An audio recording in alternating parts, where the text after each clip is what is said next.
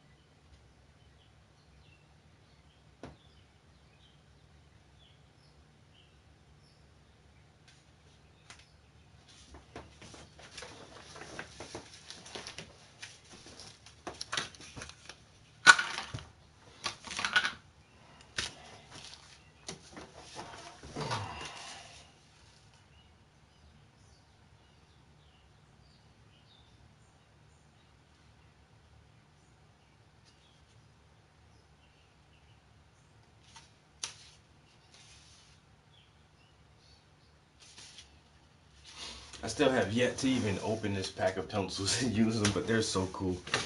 I gotta get to those one day. Uh, so this morning we want to. I just want to plug some of this equipment up just to see what I have. But I am going to need.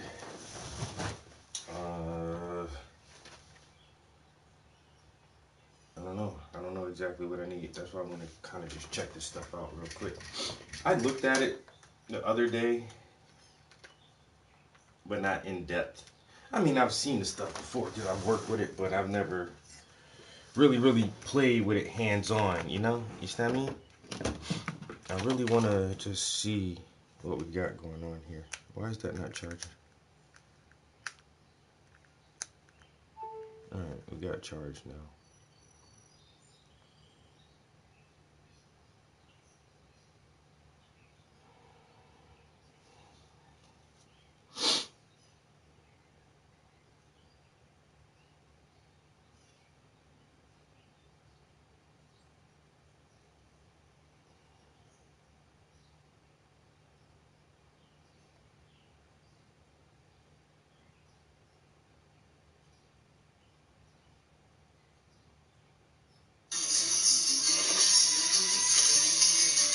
Consejo del día.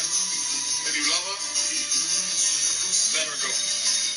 She comes back because nobody loved her back. She came back to you, so let her go again. Oh crap, that ever happened.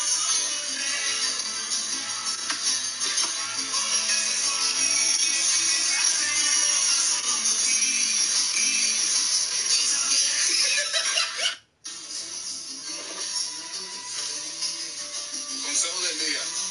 If you love her, let her go. She comes back because nobody loved her back. She came back to you, so let her go again. Oh crap, that ever happened.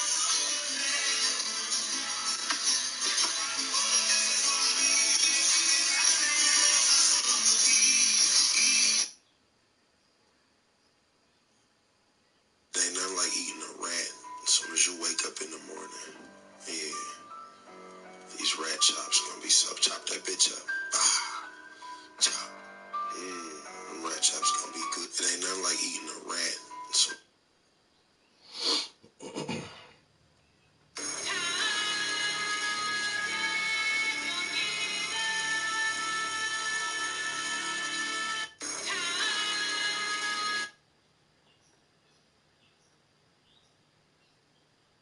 insect.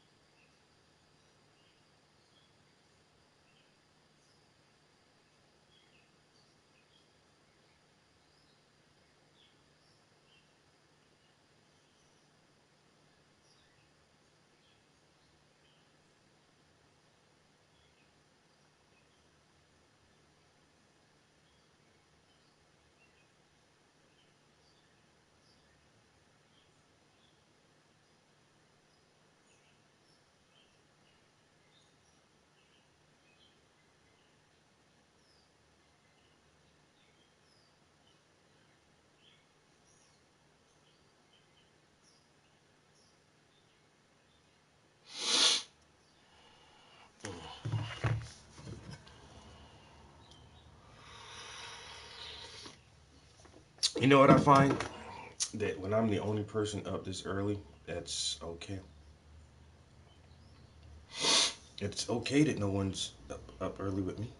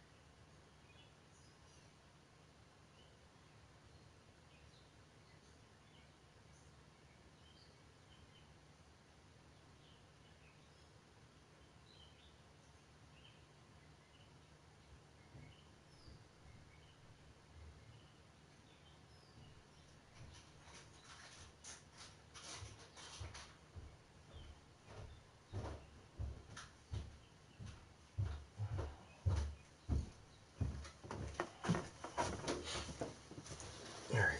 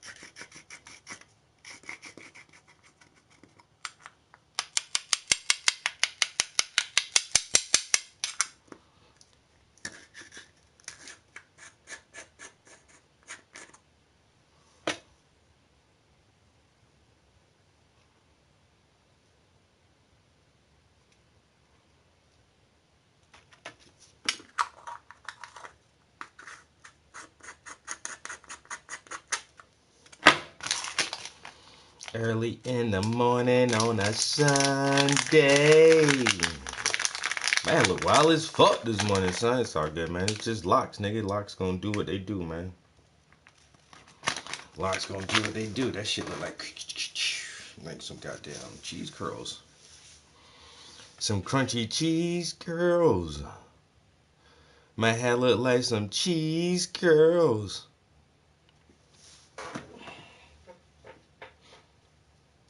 First one of the day. It's time to wake and bake. I need to put some music on already. I'm goddamn. I was running through my catalog yesterday. It's not 7 o'clock yet, so technically, neighbors could complain about loud music before 7.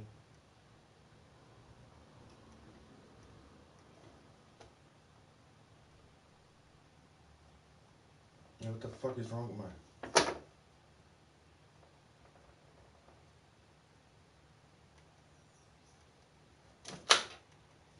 Yeah, what the fuck is wrong with my goddamn thing?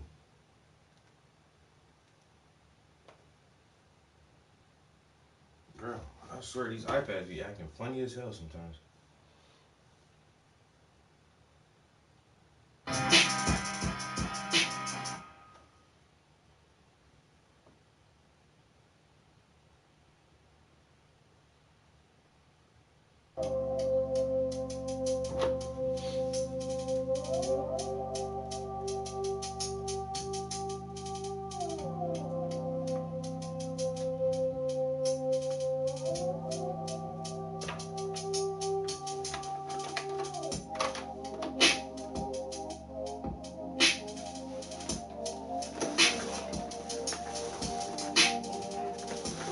I need to download some stuff from an email too.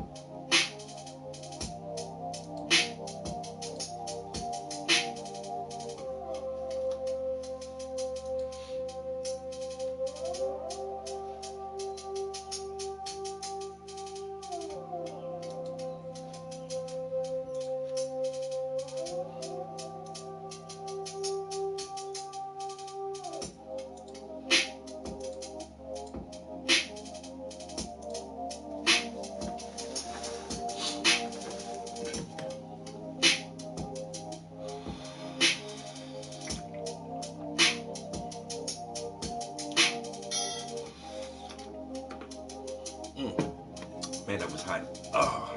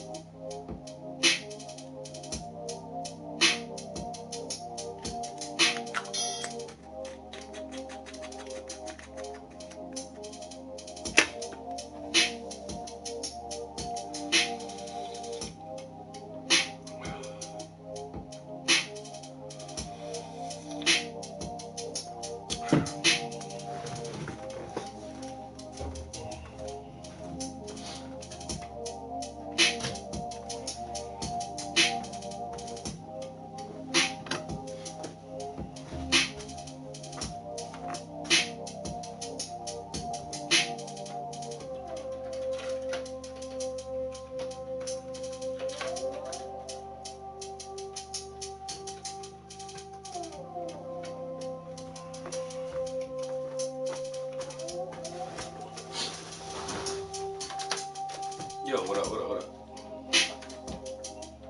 So I just got this equipment the other day, and I want to try to connect it to see what else I need, because I know I'm missing a few things. So I wish I had more space without. Oh, bro.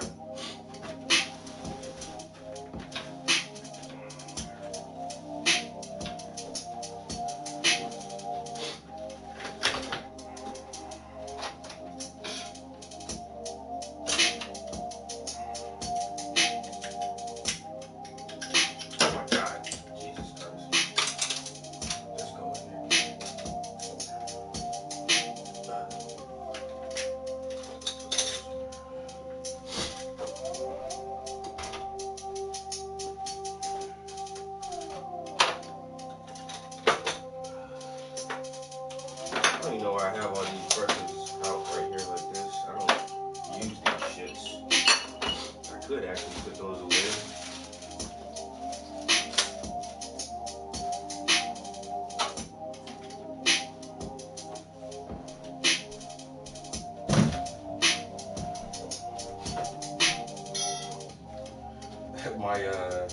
My drawing glove.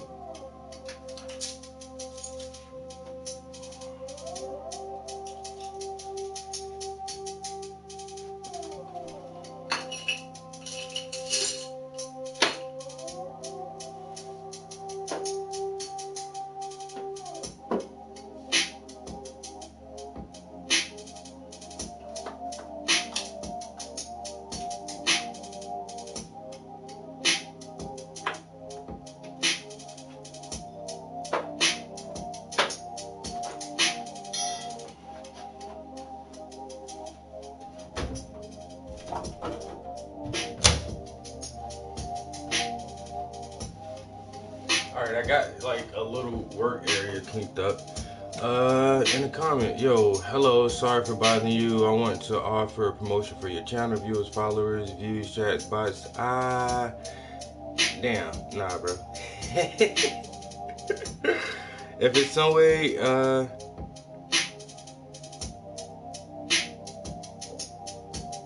yeah, if I have to pay for anything, I'm good, bro. I do this for fun. I don't need to, like, spend money to grow a community. This is just for the fun.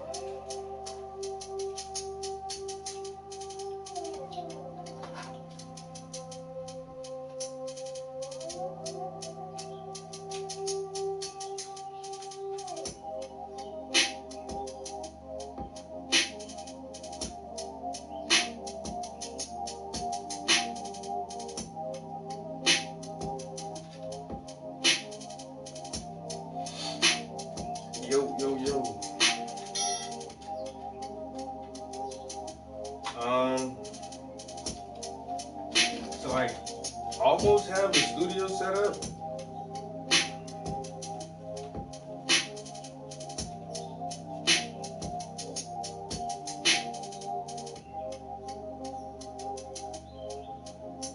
I mean, I have a lot of stuff, but it's not everything to actually film.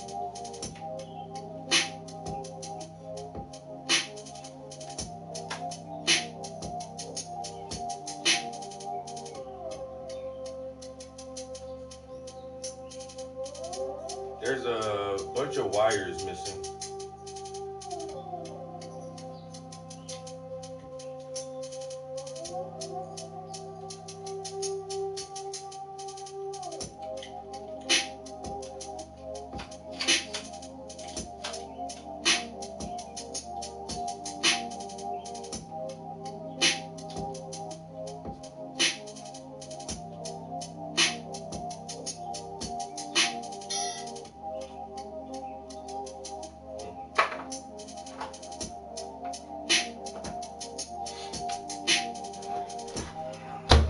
That's what I wanted to see this morning, though, to see if I could even connect what I have, and I don't think I can connect it.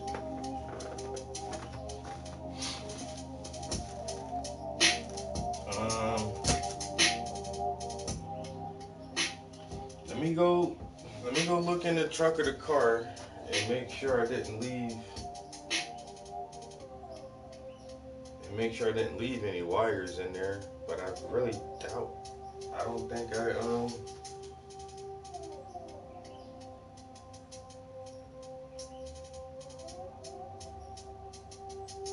don't even gotta look, because I'm almost certain I didn't leave anything in the car. I was so excited, I made sure I brought everything up. So I am definitely missing like a part of the power cord.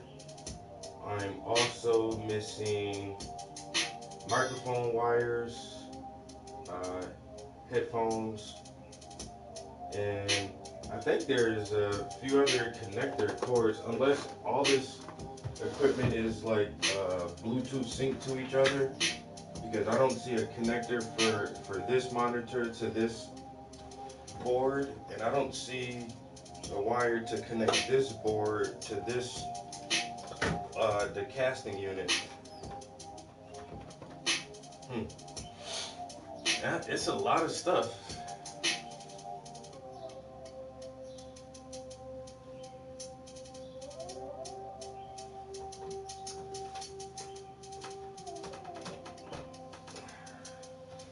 I was hoping I could turn it on today, but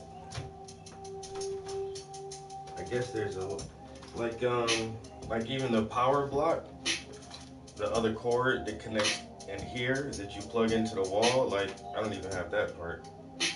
That's why I say I don't know if I left it in the trunk of the car, but I doubt it.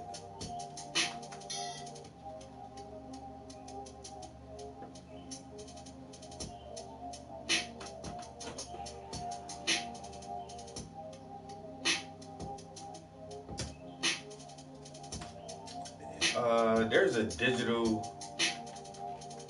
He sent me a digital manual for this. I'll just look through that and see exactly what I need and what I'm missing. Oh, well, maybe let's not unplug that, because that was already in there.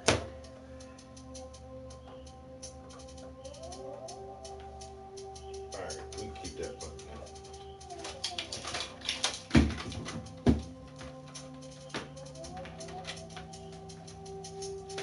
I don't know, because this is kind of bulky, that block.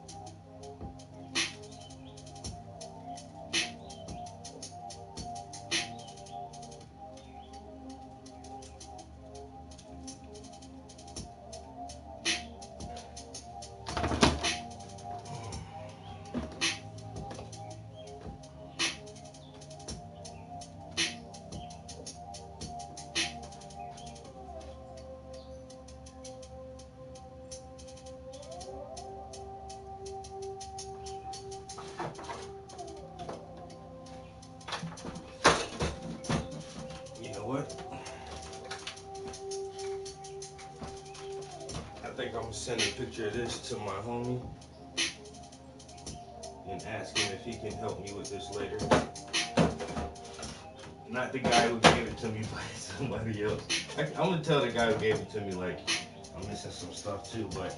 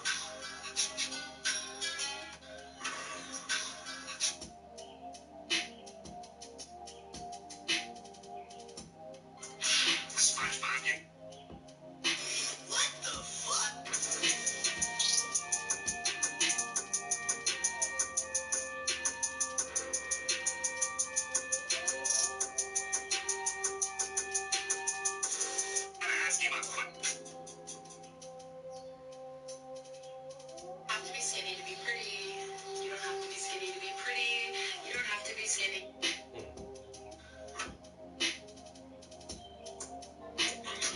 You really want?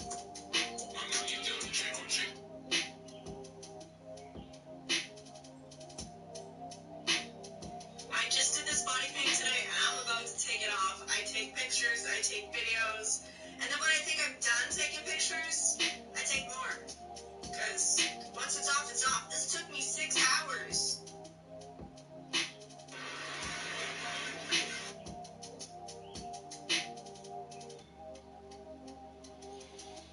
All right.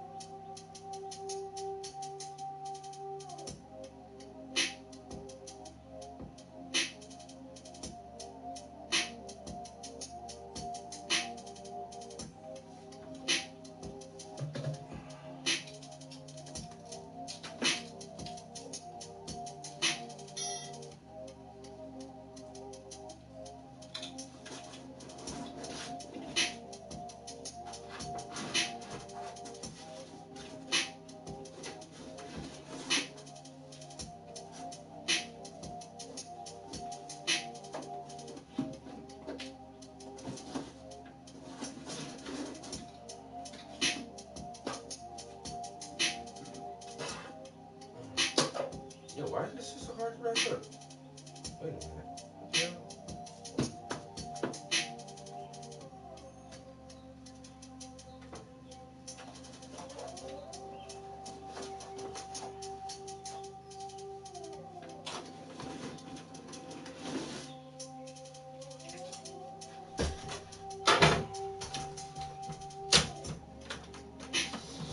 That doesn't fit in here, does it? No. Alright. But this could actually fit in here. I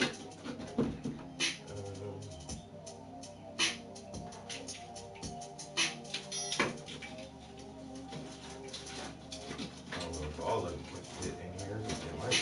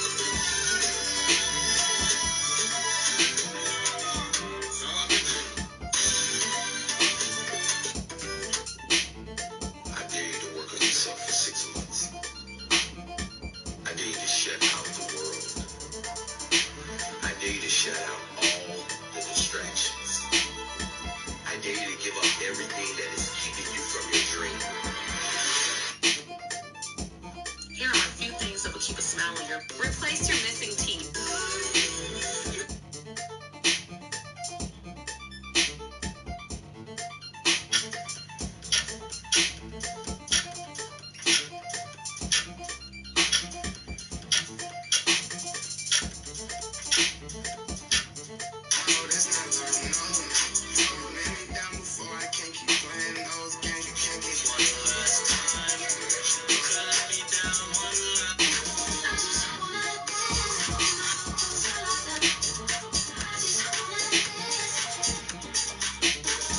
Harbor Freight is giving away. Alright. I guess since nobody's joining any of the sessions, we might as well just go ahead and get rocking on this fucking page, okay? See how it goes.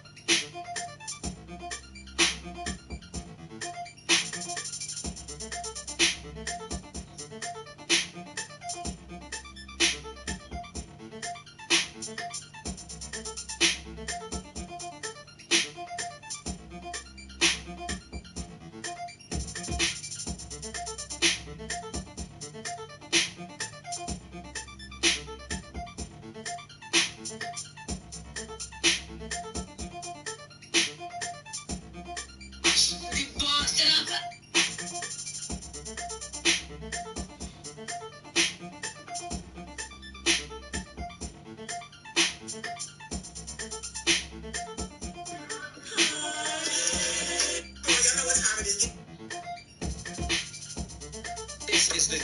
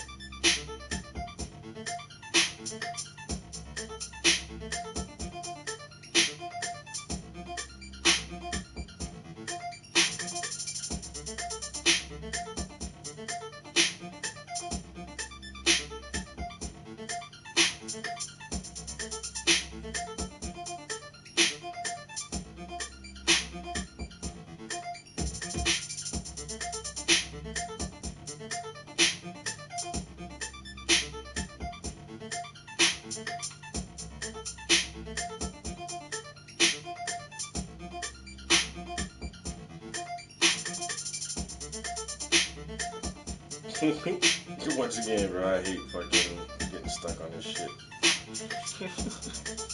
Yo, but it'd be so funny.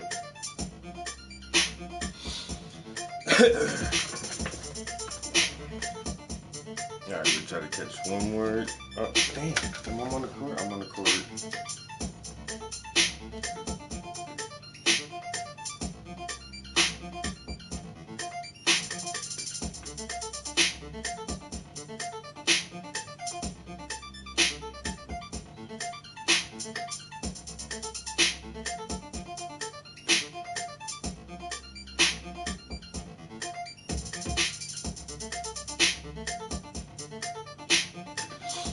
I don't know, it seems like my internet is buffering like crazy this morning too.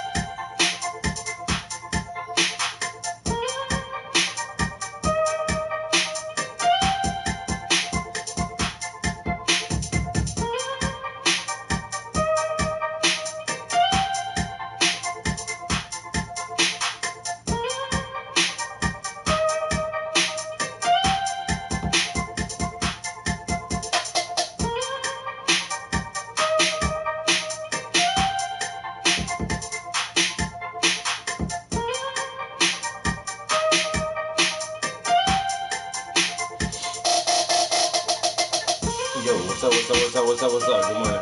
Trying to find the right drum flow for this.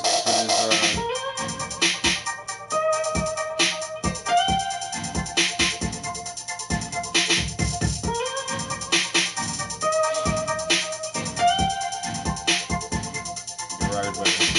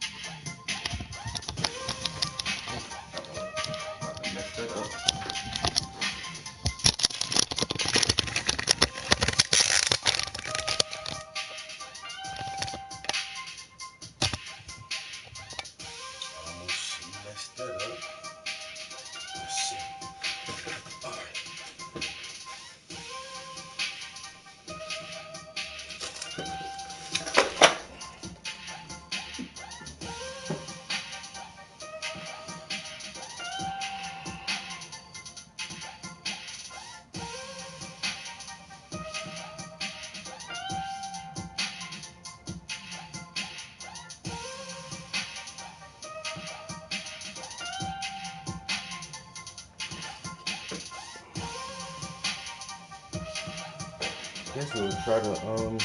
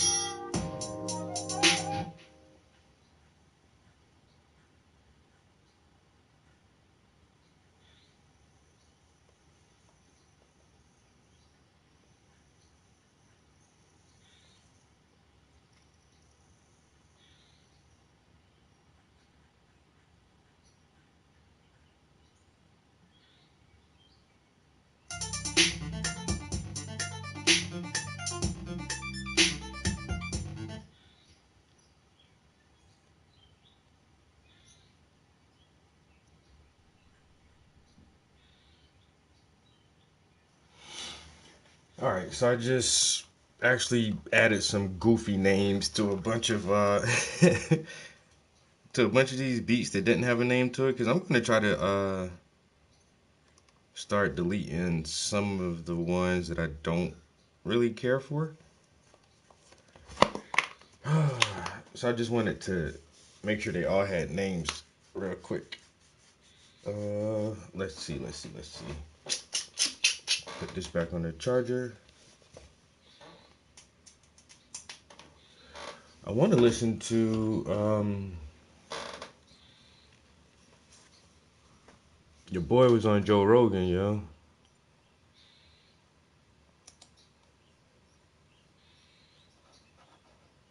Terrence Howard. People say Terrence Howard is a genius. Is a like a legit genius. And You remember coming out? I love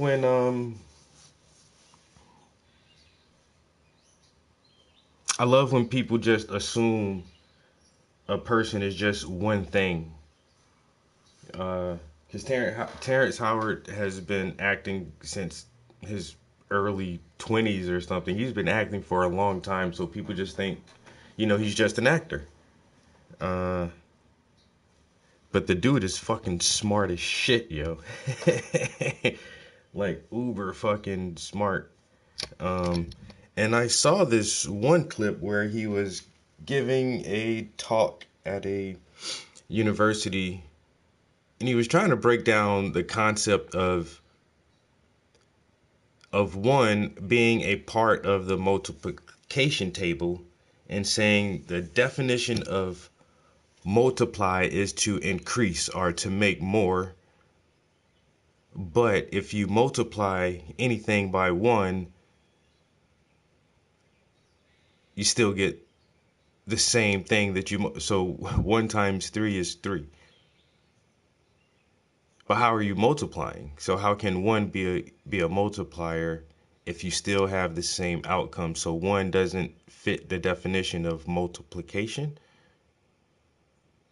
And I was like, well, yeah, I guess. And then he went into some other stuff, and then he started talking about DNA and harmonic resonance, which is really cool because that's what Tesla was on. Tesla was on like the electro harmonic resonance of the Earth, and that's where Tesla was trying to pull energy from, like the energy of nothingness. And so people are understanding that frequency is actually what everything is. Just different frequencies actually make matter. And so you started talking about frequencies and the structure of the DNA, and how our DNA actually reacts to frequencies, and it can be used in a healing way.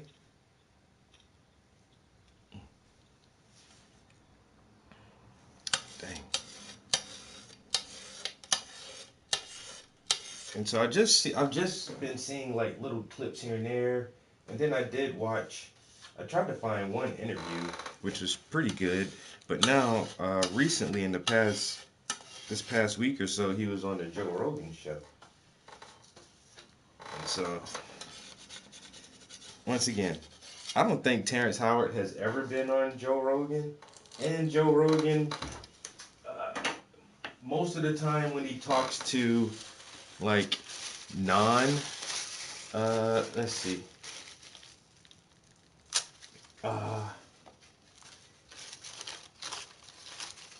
I would say non-intellectuals. I can't really say that though. Joe Rogan talks to a lot of people, but most of the time, if it's not like a political person or someone like that, if it is someone in Hollywood or entertainment, normally he knows them because Rogan has been in the entertainment business since the fucking 90s, and so he knows a lot of people. Um, And so most of the time when he brings people on like that, they're his buddies, or at least they've worked together or they're familiar with each other's work. And everybody's familiar with Joe Rogan now. He's like one of the most famous men in America. But especially after that whole um, vaccine thing. This stream is for entertainment purposes only. This is for entertainment purposes only. I'm just doing this for fun. I have no degrees or certifications in any field whatsoever, and I'm not giving out any type of advice. I do not give out any advice, whether it be medical, political, scientific, economic, or otherwise. So if you ever think that anything I say may be true, I always advise you to do your own research and figure things out for yourself, because most of the time I'm wrong. And I don't care about being wrong because I'm just doing this for fun. And so YouTube, this is strictly for entertainment purposes only. Don't take this serious, guys. So yeah, when Joe Rogan started talking about ivermectin and that, vitamin C and vitamin D, zinc and iron help him beat COVID, and people start calling him crazy for taking horse tranquilizers and everything. Like, if you didn't know who Joe Rogan was before then, you definitely know who he was after that. And so he has a lot of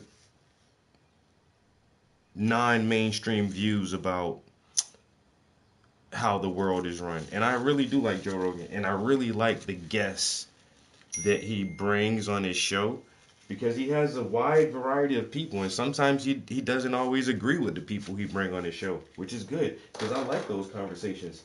I actually get along well with people I don't agree with. Some people can't, but I find it very interesting that um, the ability to find common grounds.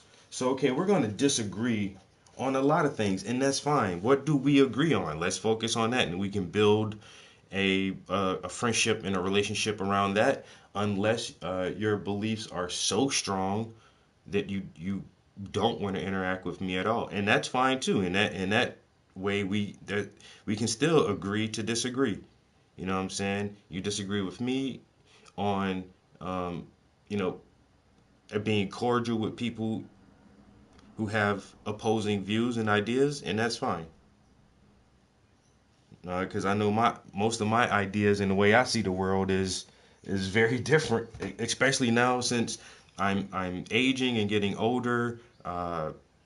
Trends and pop culture uh, and just cultural norms start to change.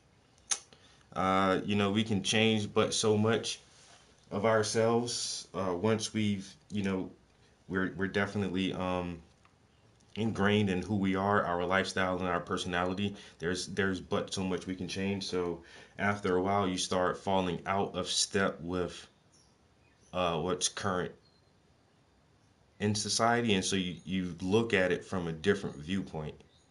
And so I'm starting to reach that mark in my life where I just see things different. I think things uh, are just changing, and we all have to deal with that shit. So, but I always appreciate Joe Rogan for the guests that he has.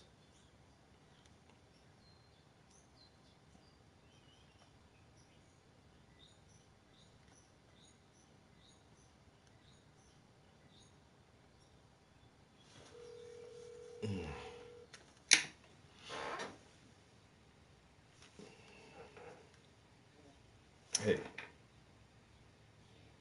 you see that picture I sent? That's what all the stuff that Chris gave me. But I tried to hook it up this morning, and I don't know, like all the wires aren't there or something. So I text Dan and showed him too, and I asked if does he think it would even be worth it to try to hook all that shit up in this little ass room, or should I just give that shit to somebody else? Like I said, plus I don't have all the damn wires for that shit either. Oy.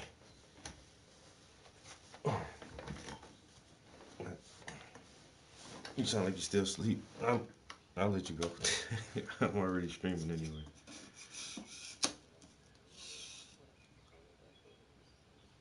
All right.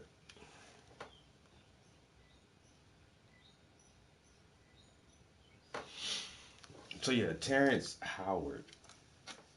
And so now, like, I don't know. I've met so many people, so many different types of people in my life. Uh, Especially like what I'm doing now, since I work inside the prison. It's like you can really never judge a book by its cover at all.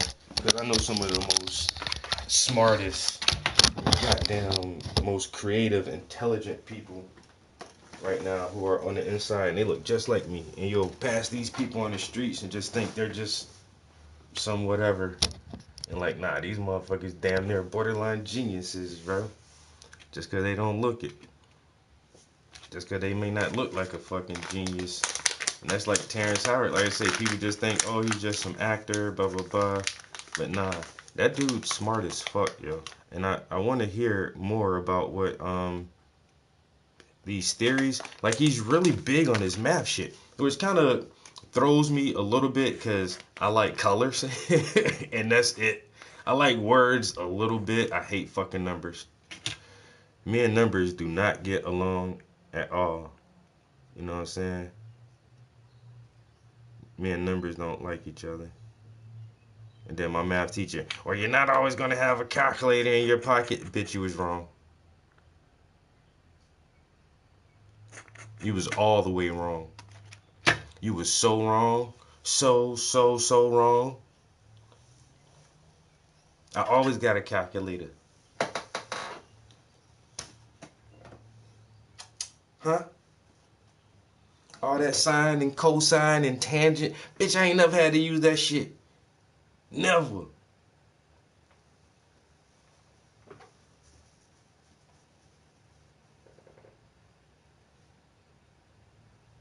I ain't never had to figure out the hypotenuse of an isosceles triangle.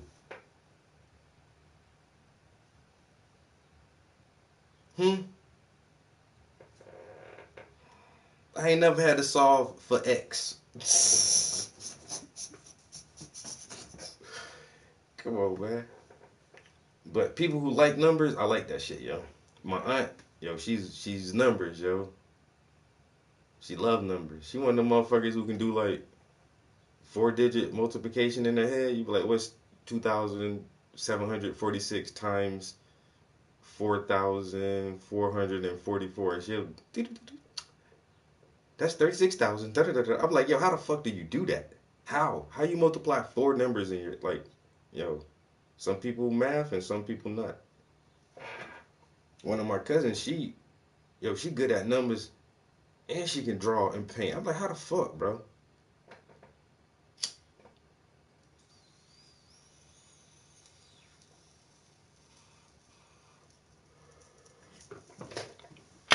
Numbers blow, bro. Anything past long division, I'm done. How many times can 9 go into 3,700? Man, I'm gonna be at this. Okay, 9 can't go into 3. So 3,000. Okay, so 9 can go into 37. 9 and 18. And 18 to 18, that's 36. So 9 can go into 37. One time, 36. That's 1 remainder.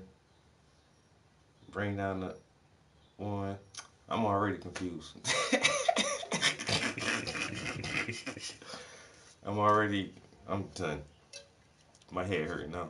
I shouldn't even try to do that in my head.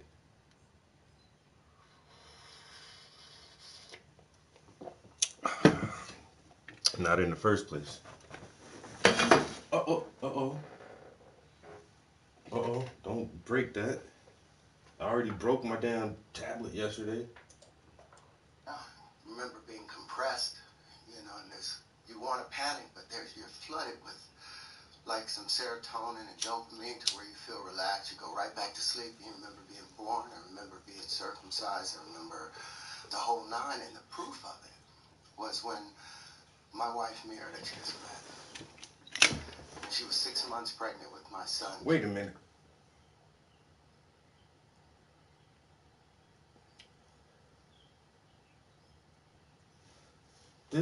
Yo. Now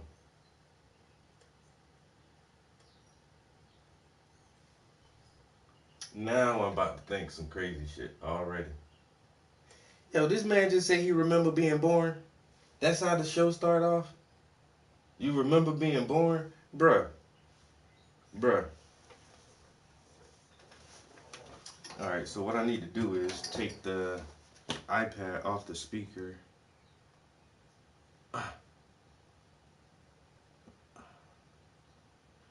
Yo, this dude just said he remember being born.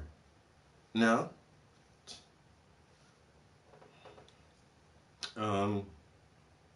what I was about to do? Oh, Bluetooth. Disconnect.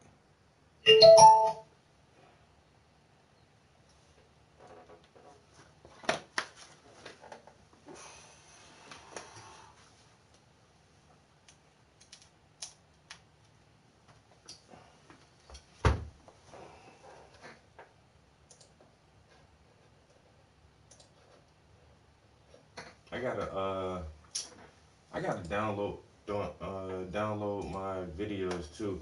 My homie sent me two more of um the last two episodes of my talk show. I never had those the actual files, so I can download them to my not upload them to my own personal YouTube channel. I forgot what I was about to do. Oh, Yahoo. Woohoo! This coffee is running through me fast as hell this morning. I already gotta go to the bathroom. All right, Chris sent me that. Let me take a break real quick. I'll be right back, guys.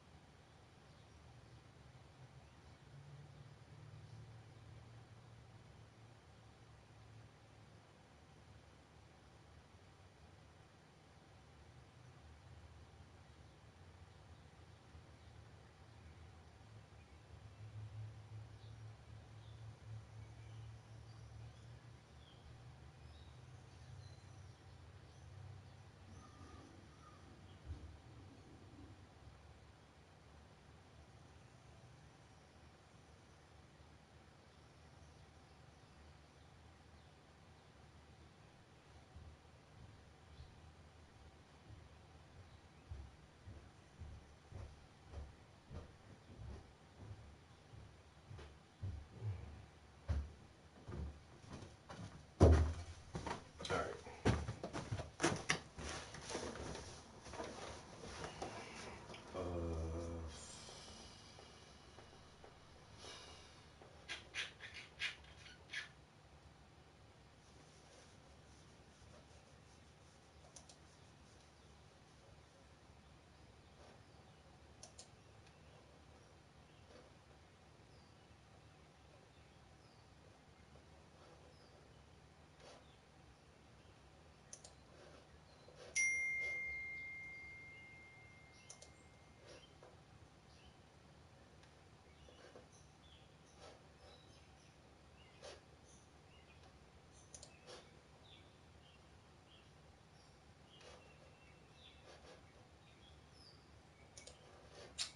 Move.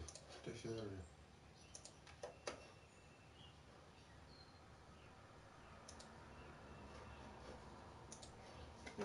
think I just saved that one.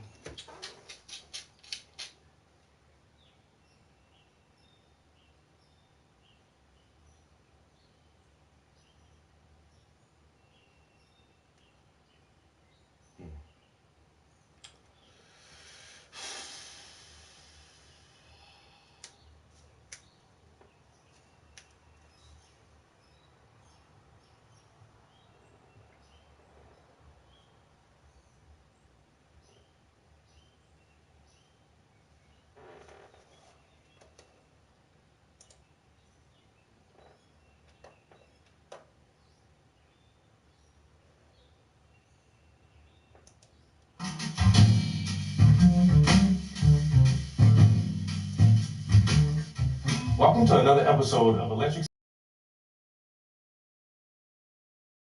Today, my guest is Rose Daddy. Pretty good. Thanks for having me. So glad to be here. Exactly. I'm so excited to have you here too.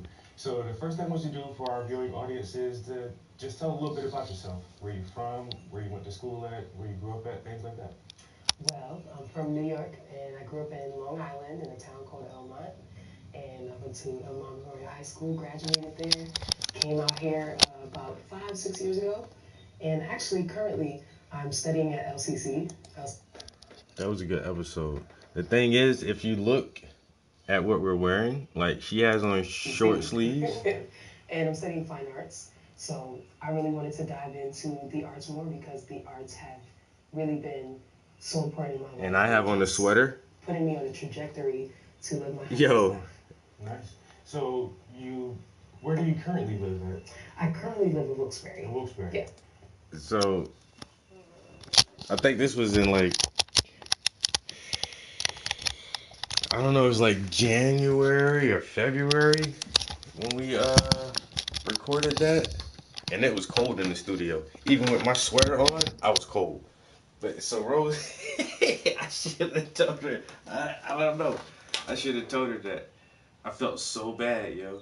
But she held it tight the whole time, yo. At the end, like she was like, yo, I was cold as fuck. I was like, I know it is so cold in here.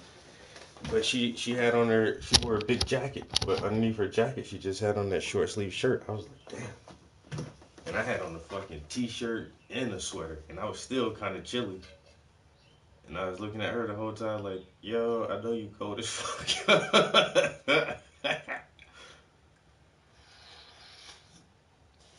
I'll never forget that shit. Alright, but I have that file now and I can load that shit to my own YouTube channel.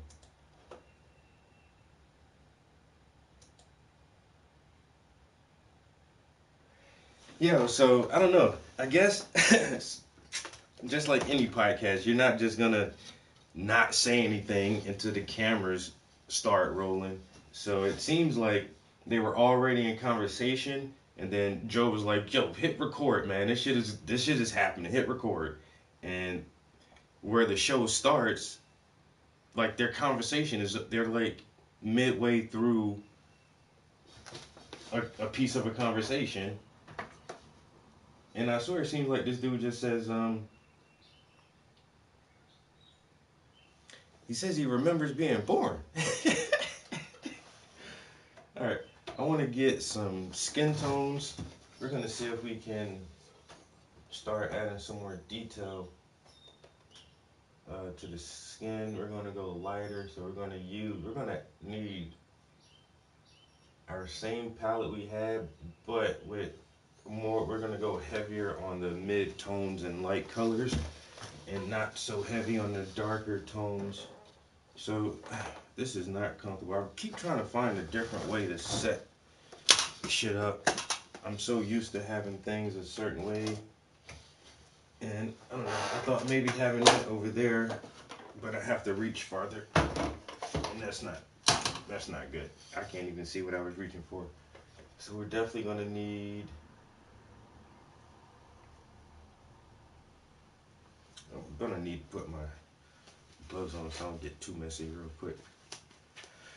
Sunday. I need to meal prep later today and do my hair. I already been here for 2 hours. This is crazy. I tried to make a beat, then I went through some old beats, and then I tried to set up that camera equipment and couldn't do it, and then I cleaned up in here a little bit, so I've been doing stuff, I just haven't painted yet. So, a little bit of that like brown. So we're gonna go light on our darker tones and heavier on the mid tones this round. Uh,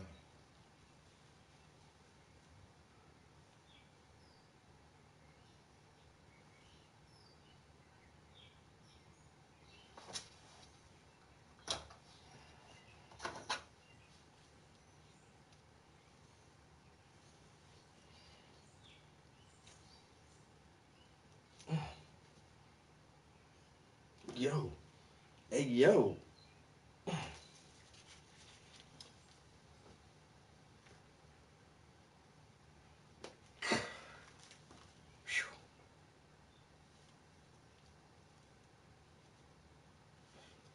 This was one of my favorite tones for a while, and I don't use it that much anymore. But for this layer of detail, I might actually try to use a little bit of this. I need to keep this out so I know that's what I was working with. And then some gold ochre.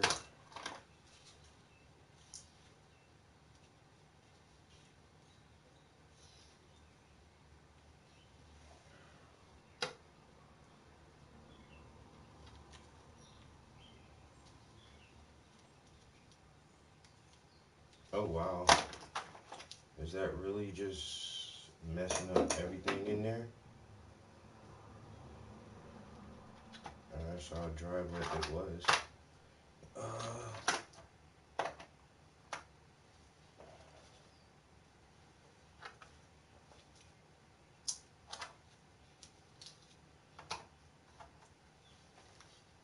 Let me just hold those to the side for a second, because I'm going to come back looking for those and not knowing what the hell.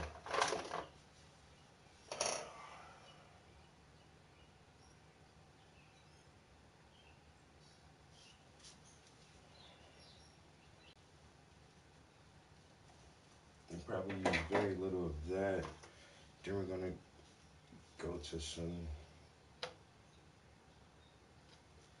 flesh tone. And then maybe,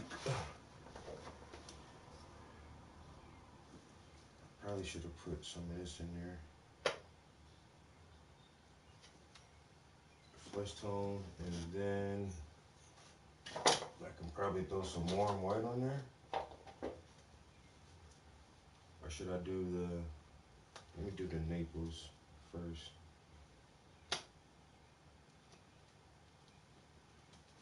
And then warm white.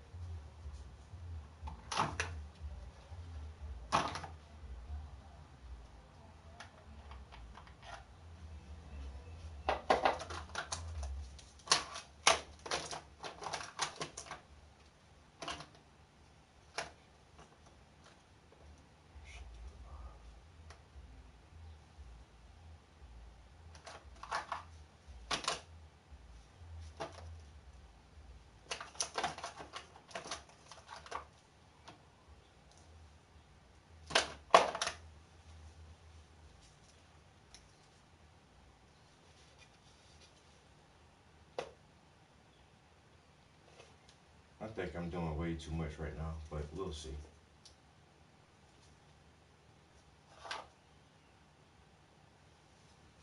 I might be doing just enough. Or it could be too much.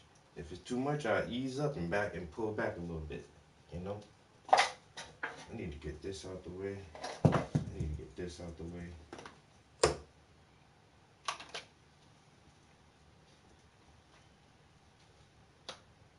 Damn, my palette just feels crowded. I don't like it like this, but I feel like this is where I need to do it this way. But at the same time, let me just get some stuff. Make some room. Move this. I can move this and I can move this. And I can move this out the way.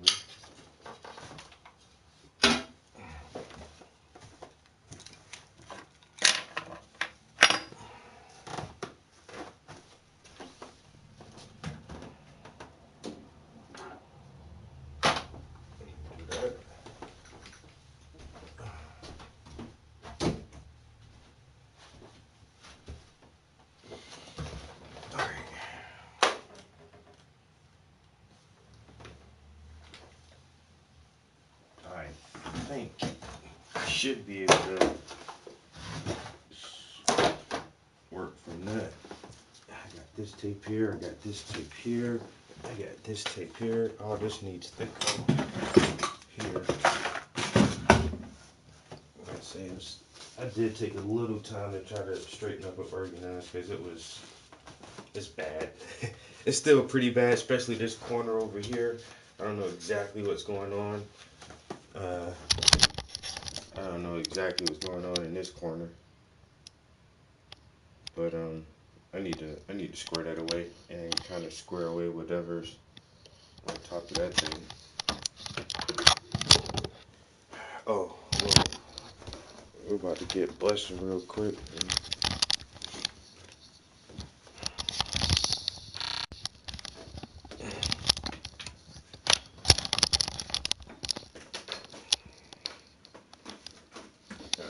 Oh,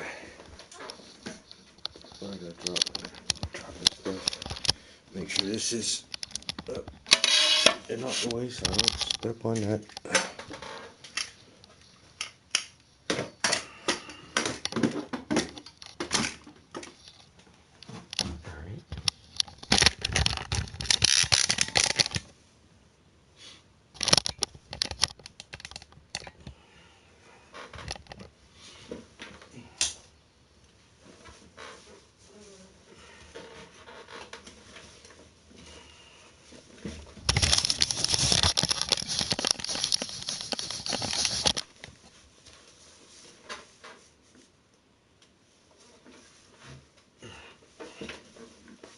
All right, Terrence Howard, explain to us how you remember being born. Because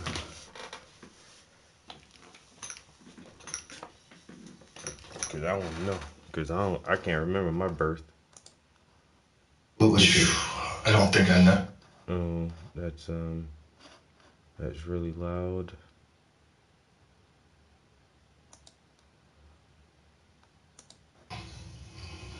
My first memory was almost like when you're dreaming and you're falling. See, like I said, it's Joe Rogan's logo, and that's how it starts. Like, soon as it comes on. Joe Rogan Podcast, check it out. The Joe Rogan Experience.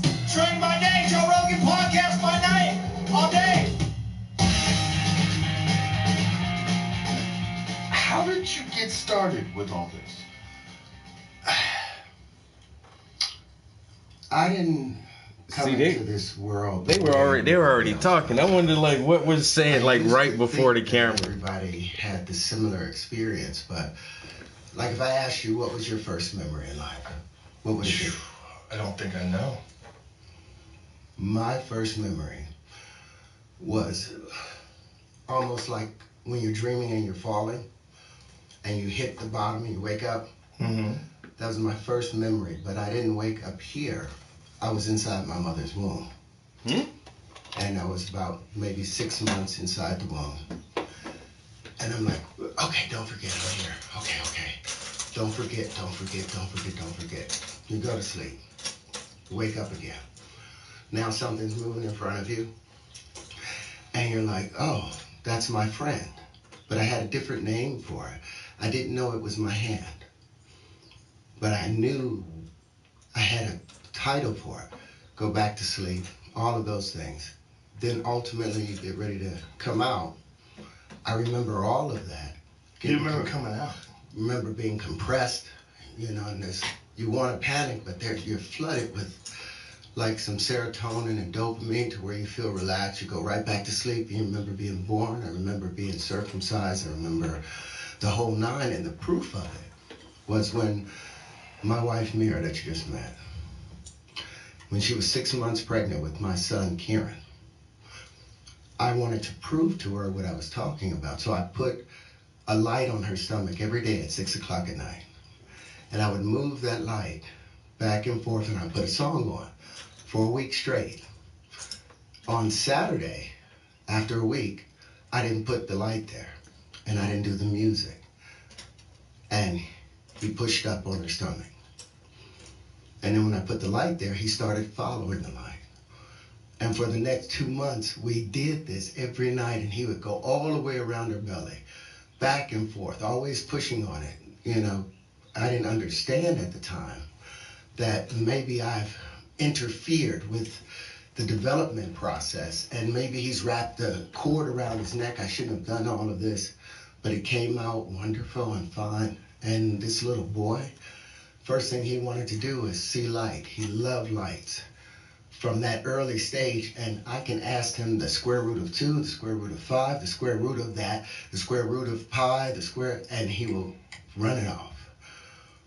But he's just like, his personality is like Forrest Gump, you know, to where he's just loving and wants everybody to be around him and care. But for me, that's where it started, in there. And then when I was about 5 years old, I had another dream, and the room filled up with like this fluid, a dark fluid, and I could see the ripples of it moving around, and there was a being there, and I remember being walked through that fluid with him, and I was trying to look up at him, and I couldn't turn my head to look at him, and he had his hand straight. I knew his voice, but I did not know who it was, but I felt confident and comfortable. And as we moved along this dark blue fluid path, with like chartreuse covering the, you know, when you look into a pool and you see the ripples, and if you're at the bottom of the pool, you see the ripples overlapping. That's what it looked like. And then when we got to the end of it, he said to me, if you could have anything in the world, what would it be? Now, we were really poor. My dad had just gotten out of prison, you know, for manslaughter. I didn't have much, but I said to him, I want to know how everything works. And at that moment, he used his left hand and he opened up the door. And there was this mansion, big brown doors. And inside of it was this crystalline flowers. Big crystalline flowers, like a giant, like 5 feet across. And every time I tried to see his face, he would reach in and hand me another shape. And I was so fascinated with the shapes because they didn't look like the platonic solids. They didn't look like anything I'd ever seen before.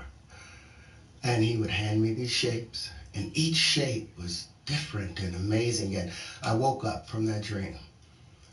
But after that moment, anytime something strange would happen in a dream, I had the powers of inception.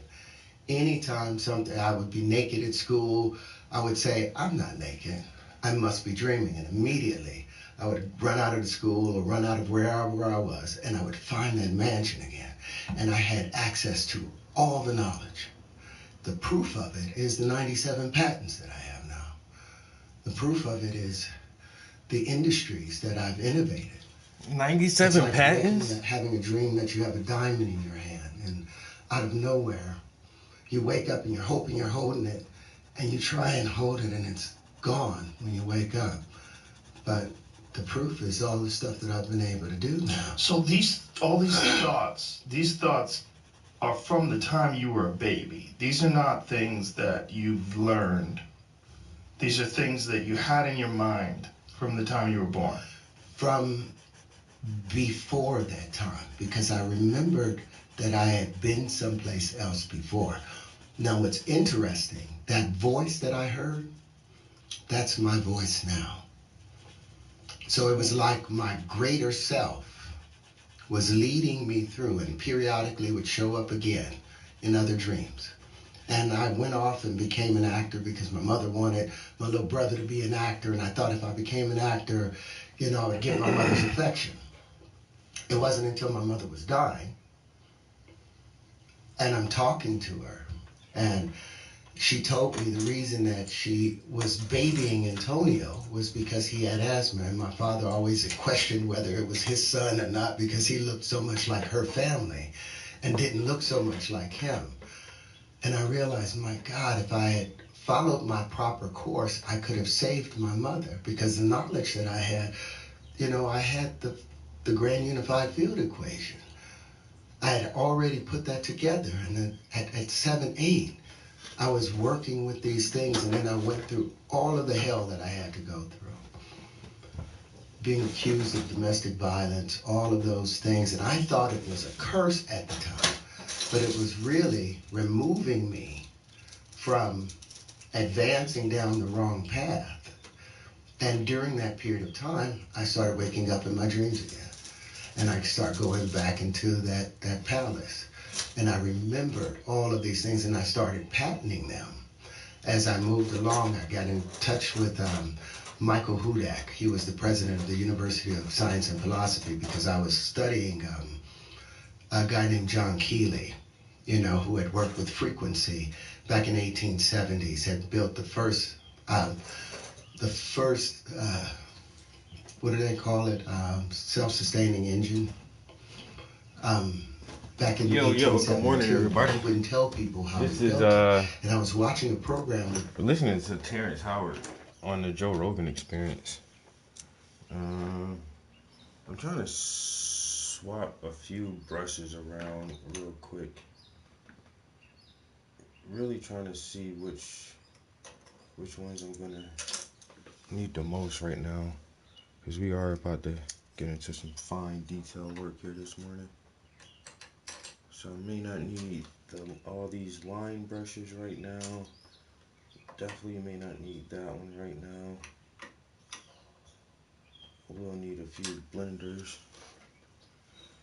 And I already used that one, so.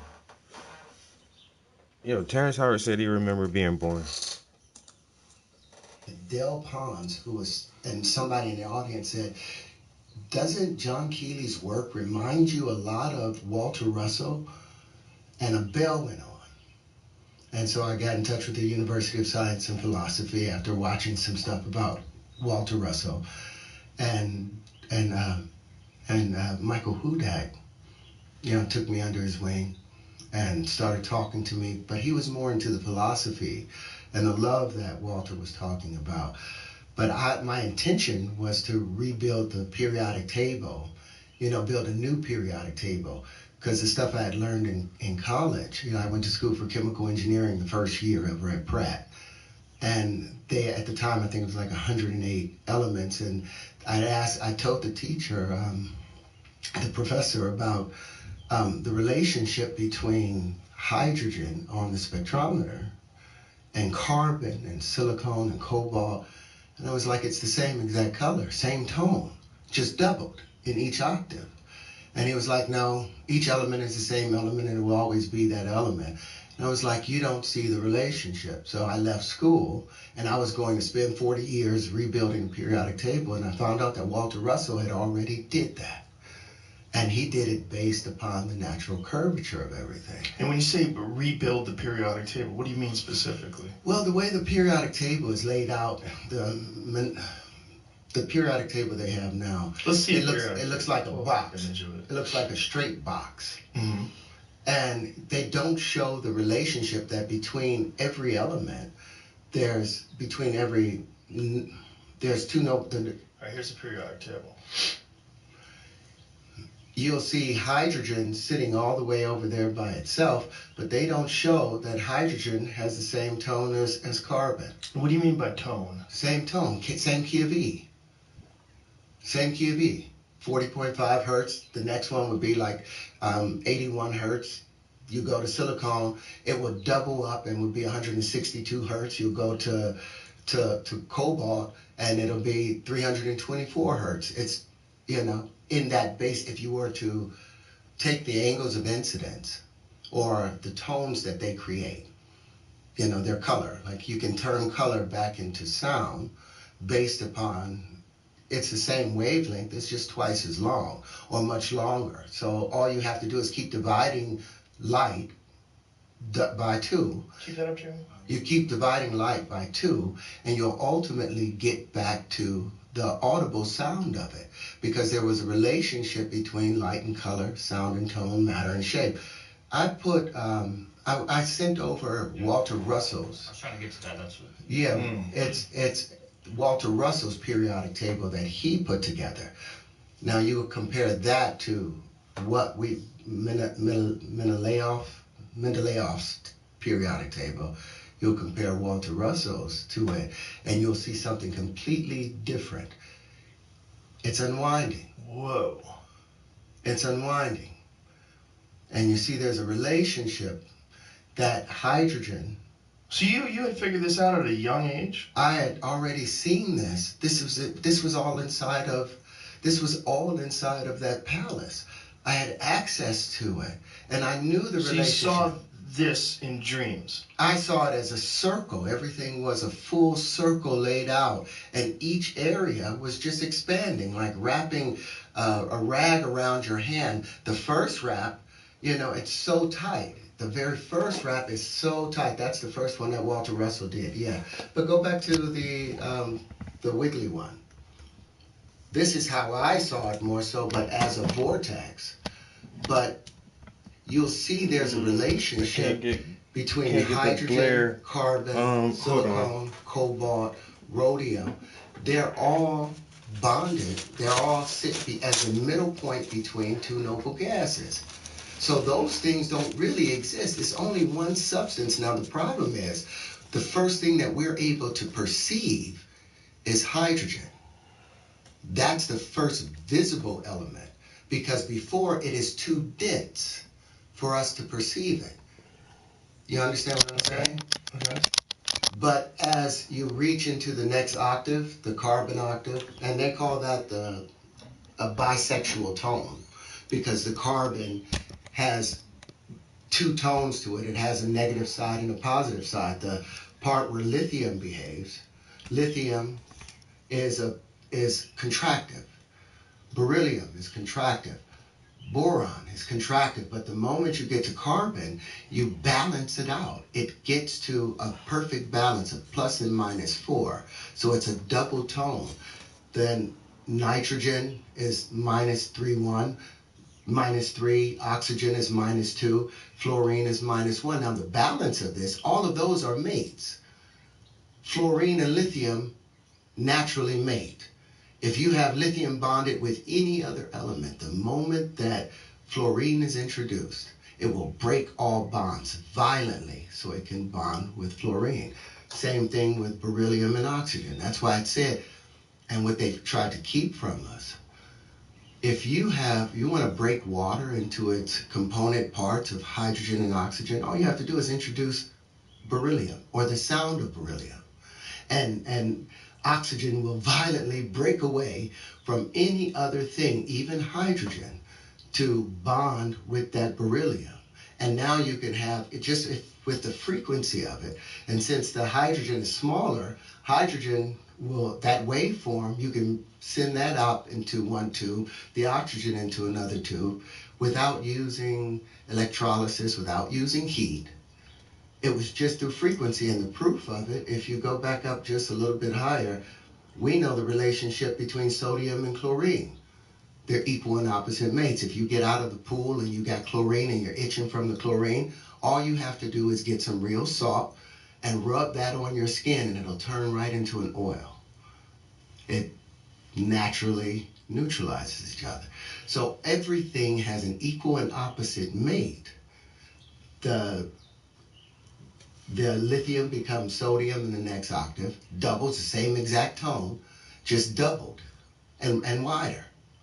The sodium becomes potassium in the next octave, widens up. The reason that arsenic kills us is because our DNA has nitrogen and it has phosphorus in it, because nitrogen unwinds into the next octave right after silicon and becomes phosphorus. Our DNA has both of those in there, but it's going by tone. So the moment arsenic, which sits as a -3 on the next octave, the moment arsenic is introduced, the body thinks that, oh, this is my thing that I need. And it tries to wrap itself around the arsenic, but it causes the DNA to unravel because it's 4 times as large as that nitrogen was. And those other little elements, titanium, vanadium, chromium, magnesia, and iron, all of those aren't true elements. Those are isotopes. Those things, those first 3 are the full tones. They make full spheres. But now it becomes elliptical with titanium, vanadium, and chromium. And on the other side, it's like when, like I said, if you wrap the rag around your hand, the first wrap, really tight. You can't get much out of it. Second wrap, you damn near can't see the difference of it. Third one, you start seeing hydrogen. The fourth wrap, you see carbon. I need a piece of paper or a rag and I can show you that twist. But in between each one of them, by the time you get, nature does not allow us in the silicone octave for there to expand out. But there is the same titanium, vanadium, chromium, magnesia, and iron that exists between aluminum and silicone. But nature doesn't allow us to unravel that. But now with the wave conjugations, we can. We couldn't do that before because we didn't know the angles of incidence that were necessary to open these things up. And you couldn't do that with the platonic solids because the platonic solids were averages and approximations. They, like I've said a number of times, you show me a real straight line in nature. If everything in the universe, everything is expressed in motion, all motion expressed in waves, all waves were curved. Every action has an equal and opposite reaction. So the greater the action, the greater the reaction. The greater the reaction, the greater the resistance. The greater the resistance, the greater the curvature. Because the universe is based off of equanimity, which Einstein left out in his theory of relativity, the balancing side of the gravity was caused by electric force. Electricity is always seeking a higher pressure condition. Ooh. It spins northeast, is trying Yo, to... this man is, he's hitting everything. Okay,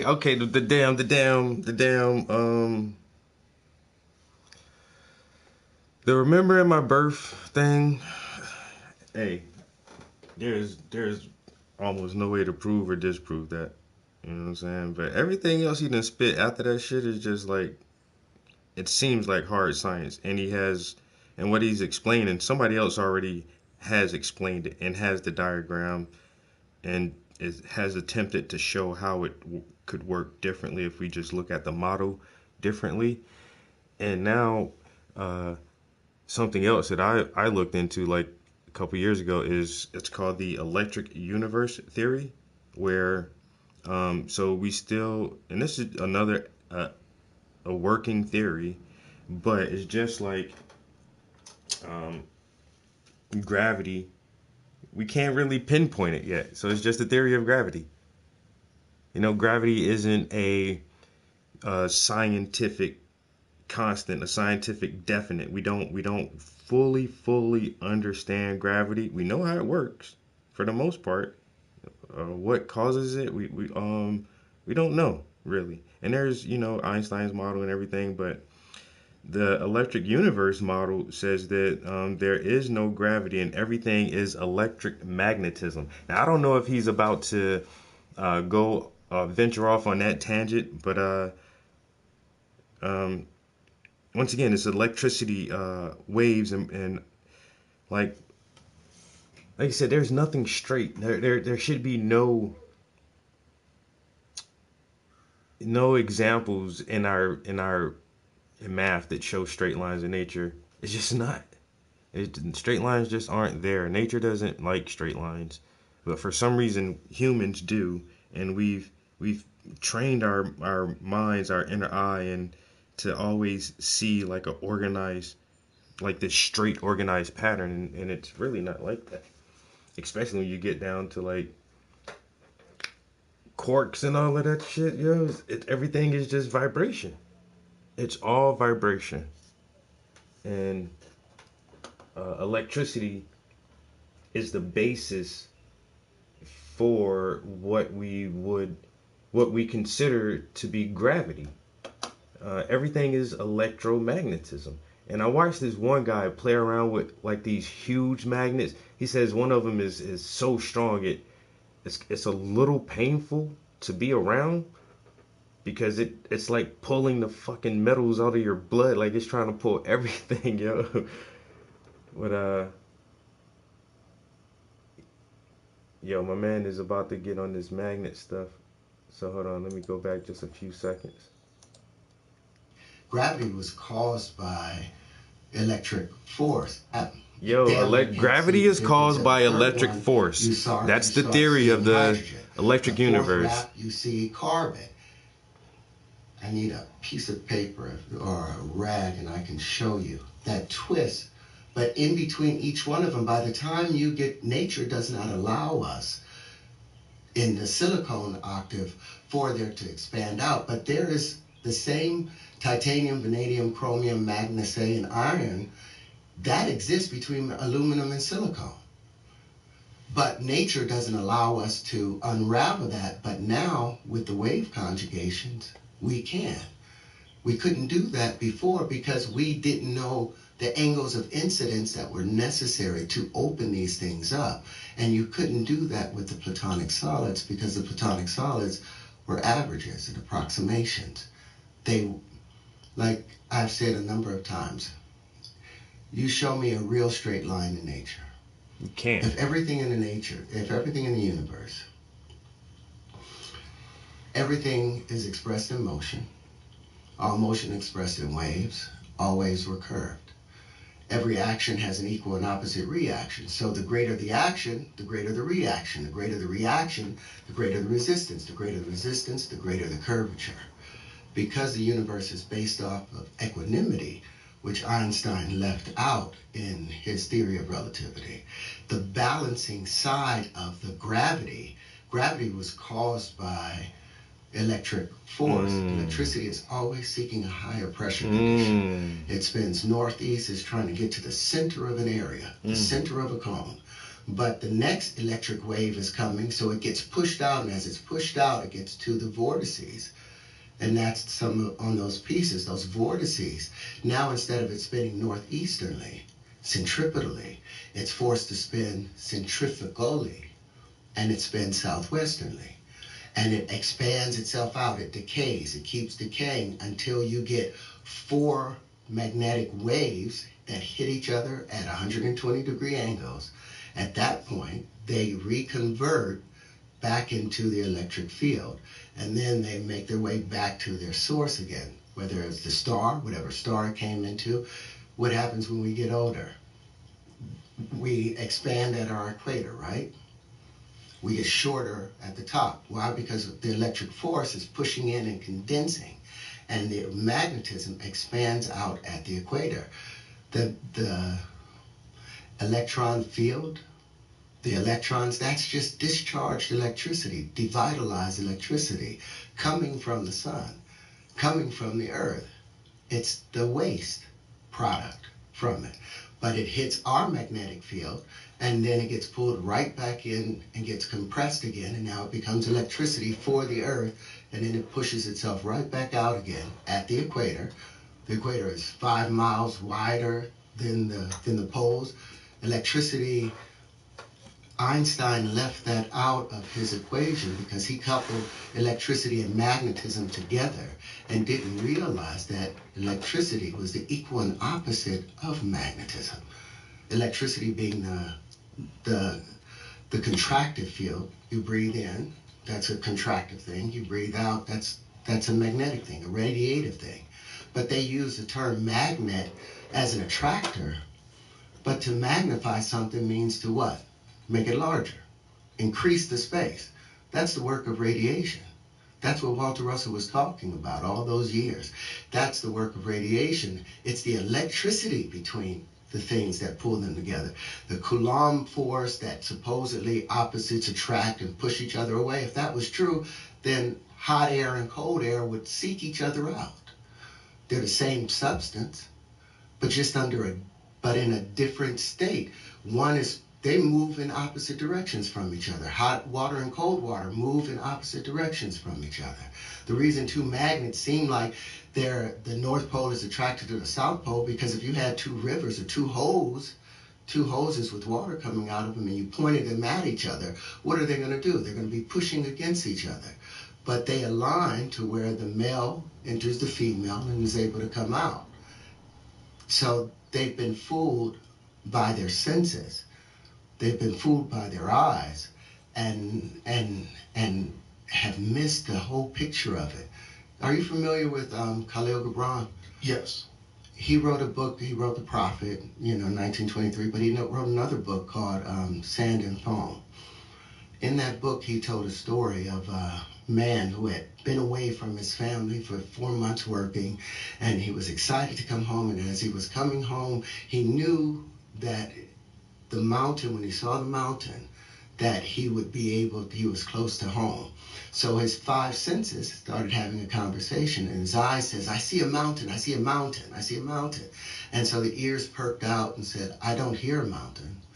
The nose sniffed and said, I don't smell a mountain. The tongue tasted the air. I don't taste a mountain. And the other four senses started speaking among themselves, and they came to the conclusion that there must be something the matter with the eye, because they couldn't perceive it. But all of these things, we've been misled just because we've been fooled by our senses. Our eyes see 0.05% of the entire electromagnetic wave. We're blind cosmically, but we judge everything by what we see. And they've done that with science for so many years. You look at E = mc squared. That talks about expansion. It does not show how it's divided. You've never breathed in twice without breathing out. You breathe in and you breathe out. You charge and you discharge. So how is it that the breathing in, they're acting as if the universe is just expanding out, breathing out, and it's going to dissipate out, and they never include the contractive side of it, breathing in, because they were misled by Newton, who said everything moves in a straight line unless affected by something else. And we know that not to be true.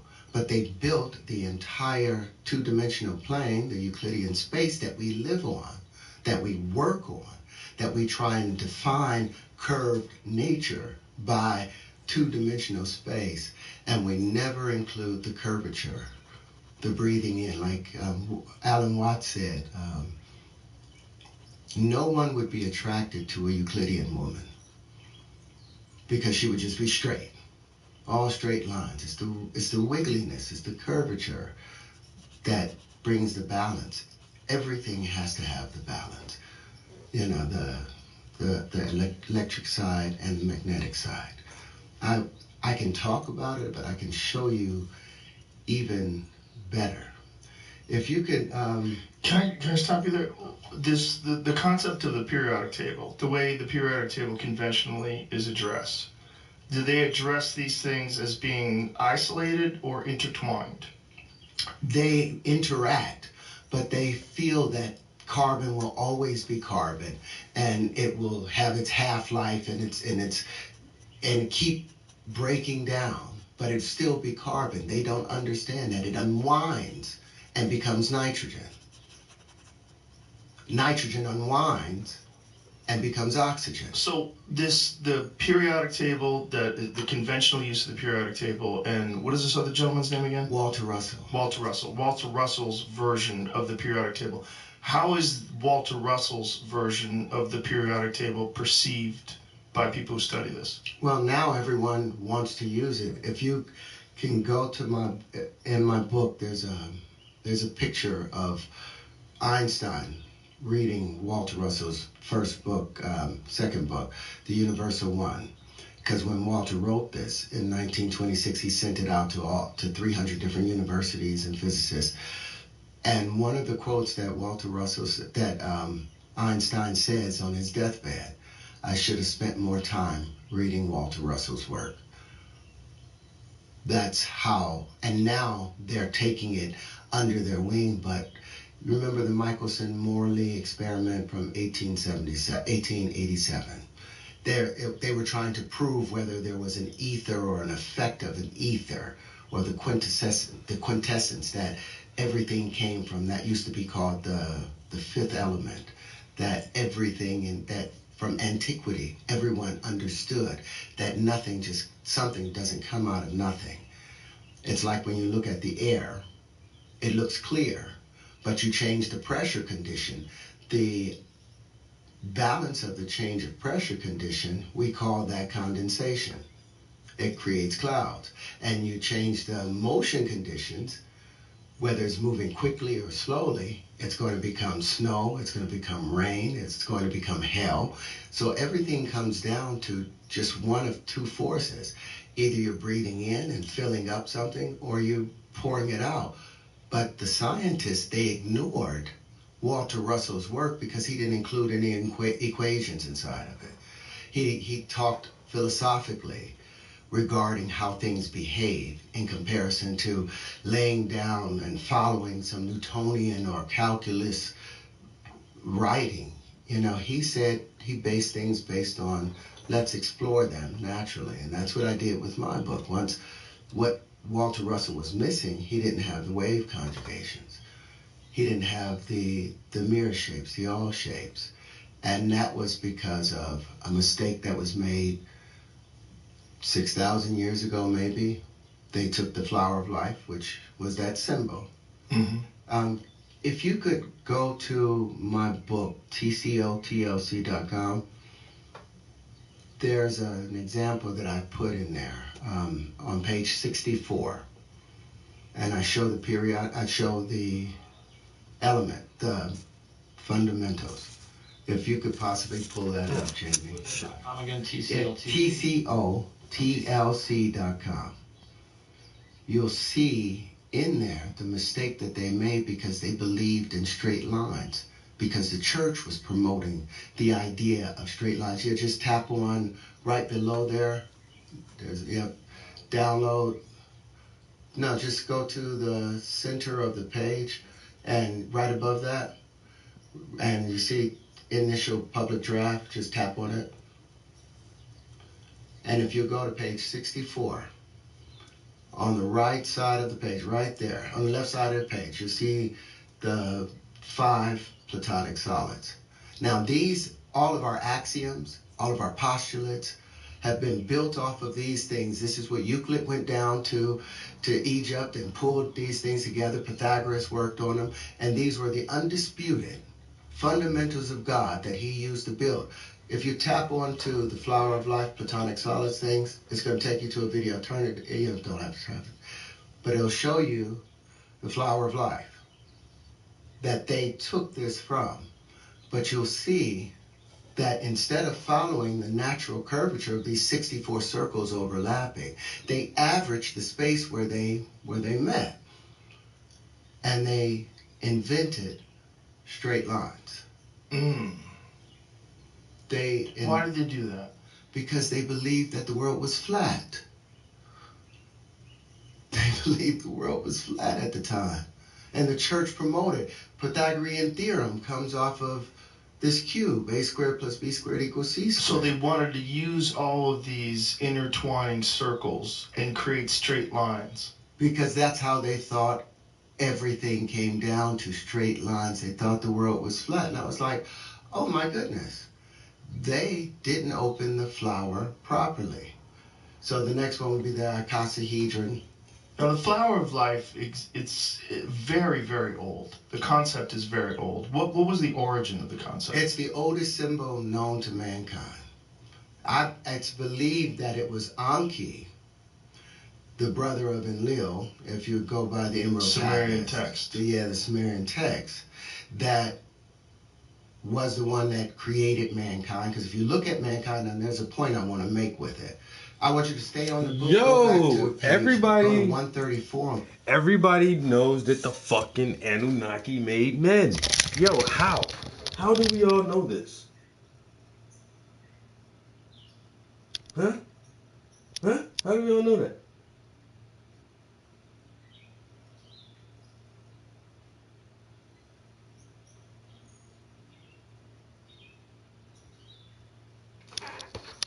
That's wild. He said, well, where did it come from? Well, I believe Anki, or Inky and Enlil, or Anki, where the word Ankh comes from.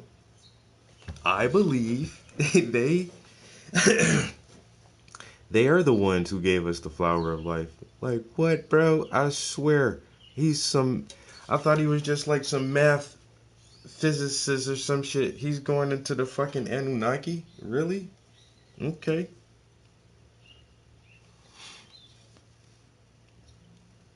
I believe that Anki from the Emerald Tablets of Thoth or Thoth.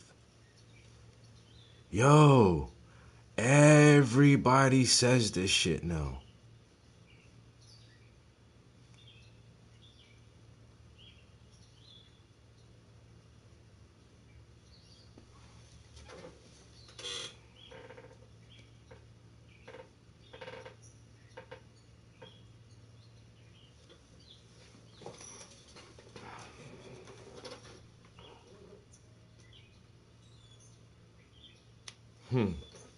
That's crazy. And this is what that other gentleman being told me to do. He said, why don't you just take the pieces that make up the flower and put them together based on universal ratios. So if you want, you're able to pull it up. 64? Page 134. 134 in the book. So this is the juxtapose of the mistake they made. Yep, just tap right onto that. Yep, just tap on it. Now, this was made by David Johnson, one of our programmers, Argos Fuel. So if you go to the far left and tap on that, I took 4 of those triangles. And wow, and you can scroll around. This is what happens when 4 bubbles meet. This is the negative space where they can't touch each other. I'm just taking my cat out for a sit. And it got me thinking, it's Mental Health Awareness Month. It's a good time to be honest about our struggles with mental health. And there was a time not too long ago where just the thought of going to the grocery store would turn me into a nauseated, anxious mess. Felt like I was chained to my house. Luckily, I signed up for BetterHelp about a year ago and started chipping away at my anxieties with my therapist, Elizabeth. And to be honest, Elizabeth is an AI. This is hydrogen. And as I was saying, electricity is always trying to get to the center of that triangle, but it gets pushed out. And now you see it has 4 contractive poles, which is the electric poles. Just go around it from like horizontally, yeah. It has 4 contractive poles because electricity is seeking a higher pressure condition and forcing it in, where magnetism is seeking a lower pressure condition and spun out. So the vortices, those tips, that's the magnetic field. That's where they begin.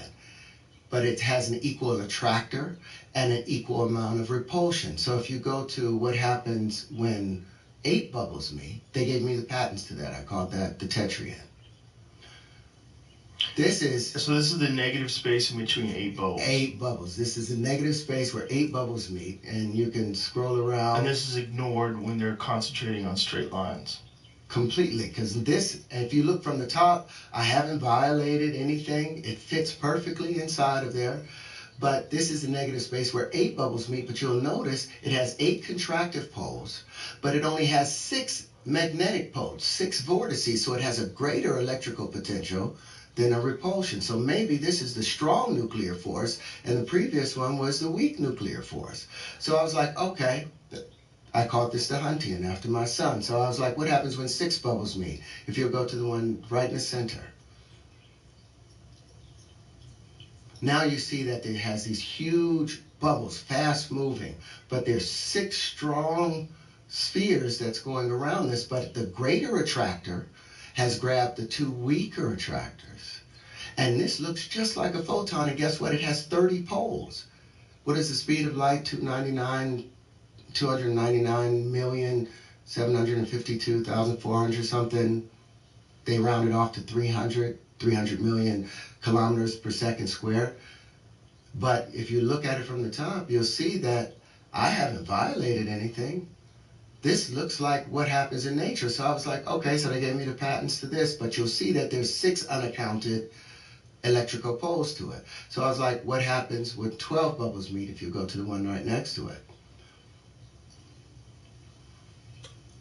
Another stable structure that we basically see in nature, but there's 4 unaccounted electrical poles to it. 4 spin around it. You can count those 4. You'll see 1 at the bottom and 3 on those sides. This is the basis of crystallization, laws of crystallization that forms. And you can go to the last one. I was like, what happens when 24 bubbles meet? This is the negative space. If you pull to a horizontal on it, this is a negative space where 24 bubbles meet. This is where you cannot distinguish this from the background because all of the electrical potential has been accounted for. This would be the Bose-Einstein condensate, where something becomes indistinguishable from the fabric of space itself, the final state of matter. And the proof of this, the platonic solids, they have a thing called discrete symmetry.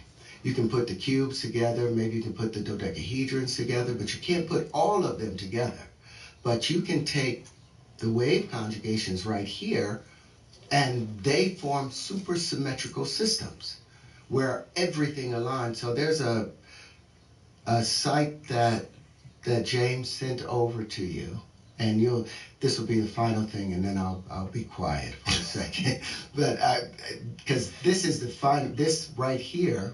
Now these are other sculptures I've built. There's a video, and you'll see that flower. If you'll pop it up from Terry's linchpins that he sent you, you'll see, and this was one of 4 supersymmetrical systems that I patented. And the reason I patented it was because when Walter Russell put his stuff up, you have to just go down a little bit, and we're going to get to gravity, not that one. We're going to get to gravity in a second, not that one. We're not even there yet. There, Tetrotarian wave conjugations. Now, these are all of those systems put together. This is where 12 bubbles meet, the Albrians. Mm-hmm. And then I put 5 of them together, and they make these natural starfish. But then when I put 10 of them together, they lay themselves out, and they predict all distribution of matter within the electric field. And you can see where 6 bubbles meet as you get to a higher point on it. Those where 6 bubbles are meeting, still fitting perfectly where the 12 bubbles are meeting, and where the 4 and where the 8. That's a super symmetrical system. I put 12, if I put 20 of those where 6 bubbles meet, the Antonians, they make a natural dodecahedron that's naturally curved. If I take where the 12 bubbles meet, that's where I made the linchpin from. Ultimately from some of those pieces you got right there, that all shape of it. So that was one of the first things. But when Walter Russell came out with his book and he introduced his periodic table, he watched as different people went up and collected Nobel Prizes for deuterium, for tritium, for all these things that he had discovered. And I was like, okay, let me wait until the patents are granted before I'll talk about it, so that they won't be able to stop it. But what makes more sense? Where they invented straight lines and opening the flower, or where you actually take the individual pieces of the flower and put it together based on universal ratios? Which one do you think is how the givers of that knowledge intended for us to use it? Well, it makes sense because you're accounting for the negative space and the straight lines are not. Bingo. Yeah, there must be something. And so, and then these are all physical representations that you've created? Yep. That are all of those things? Same things. That's the Albrian right there. How is this received? Like when you talk to people about this? Oh, man, they first, because I hadn't shown them, I introduced it with, let's talk about our fundamentals are a little bit off. There are no straight lines. Right. So I reached out to Neil deGrasse Tyson. I saw him at an event up front, at Fox. And he was like, hey, man, yeah, I'd love for you to come on my show, do my radio, do my TV thing. I would love that. I was like, yeah, but I've got something I want to introduce to you. And it was only 36 pages. It was a treatise. And I told him it was controversial, and I sent him over the 36-page thing that had the wave conjugations in it, but I started it off with 1 × 1 = 2. And he went in on my treatise, redlined everything. He attacked that I had talked about Walter Russell and Victor Schauberger and John Keeley and Tesla as the people that I looked up to. Mm-hmm. He attacked them, but then he started attacking, the 1 × 1 = 2. How did he attack them? Oh, he was because I asked him. I said, under what conditions? It said it's illogical where the square root of a number added to itself would equal more than that number squared. But that's what happens with the square root of 2. That's what happens with most of the numbers. I was like, how is it that multiplication, if it means to make more and increase a number, how is 1 × 1 = 1 part of the multiplication table? Now, I understand that if you're seeing it one time, right? But we call that once. But the moment that you add the times in there, that multiplicative indicator, that means there's more than 1. So now each equation is supposed to be balanced. That equal sign is supposed to show that there's a balance between these 2 numbers over here and a balance on this 1 over here. What happened to the other 1 in this equation? It didn't equate. And then I took the square root of that number. I took the square root of 2. Because all this started in 3rd grade. Yes, sir. Let's do. Because we're talking about the square root of. Okay, Trump 2024 is cool, but who's the VP? Well, hey, people ain't even think about that. Who's the VP? If Trump gets it, because more than likely he's gonna get it. Everybody who's even like solid Democrat, the Democratic Party are paying people so much money right now to just try to keep that hope and change alive from the Obama era, and it's quickly waning. Everybody's waking up, especially black people. My generation specifically, I'm 43 years old this year. Gen Xer, yeah, we're not falling for the bullshit, bro. I was here for Gulf War, Desert Storm, fucking 9/11, H1N1, swine flu, SARS, West Nile virus, Ebola. Look, bro. And I only voted once ever in my life. As soon as I was able to vote, I was 18, registered to vote. I voted the election when it was Bush versus Gore. We know how that turned out. Put a bad taste in my mouth, even as a young man. And I never played the game again. I do always like to have the little debate: who's gonna win, who's the best fit, why or why not, why don't I vote? Things like that. That's always fun. But yeah, I don't play the game. I played the game once, and I already saw how rigged the game was. You can see the same thing again with this, the last election. Well, the two previous elections. So we had this new candidate who wasn't a career politician. He a little bit political because he's a lifelong businessman. Blah, blah, blah, blah, blah, blah, blah. He seemed to have so much support and so much backing that he won the election.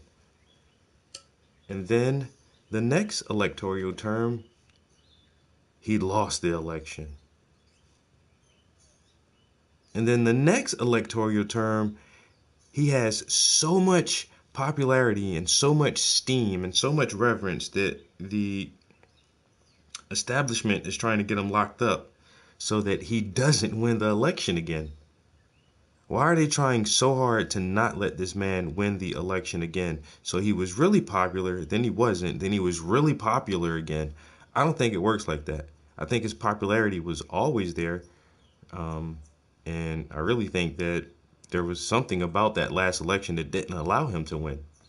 And this is why I don't play the game. Because you're not going to tell me this man didn't win, was the president, then he wasn't the president, and then people want him to be the president again. If that's the case, he would have just stayed president 2 terms in a row. So something happened, something fishy happened. And I don't think that the state of America or the election, the population of America that actually votes in the elections changed that much, you know. I don't think there was some super extreme dramatic change in the last 8 years that would have any real logical reasoning why this is happening. Why was a sitting president so popular one moment, then he wasn't, then he is again? So I could agree.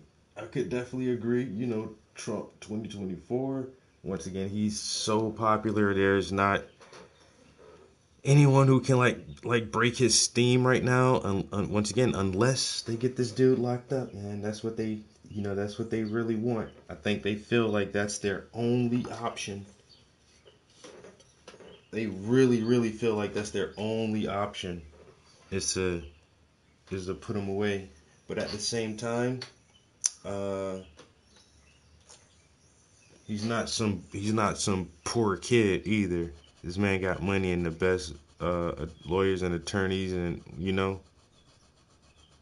so it's gonna be hard for them to put this man away. But they trying, and there again lies a very concerning set of circumstances. Why this man has not done anything that any of these other politicians haven't done.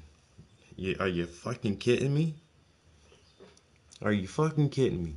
Whatever legal not filing business papers the proper way to avoid taxes or paying off somebody to keep your fucking mouth shut. Hush money's not illegal, by the way. That's not illegal.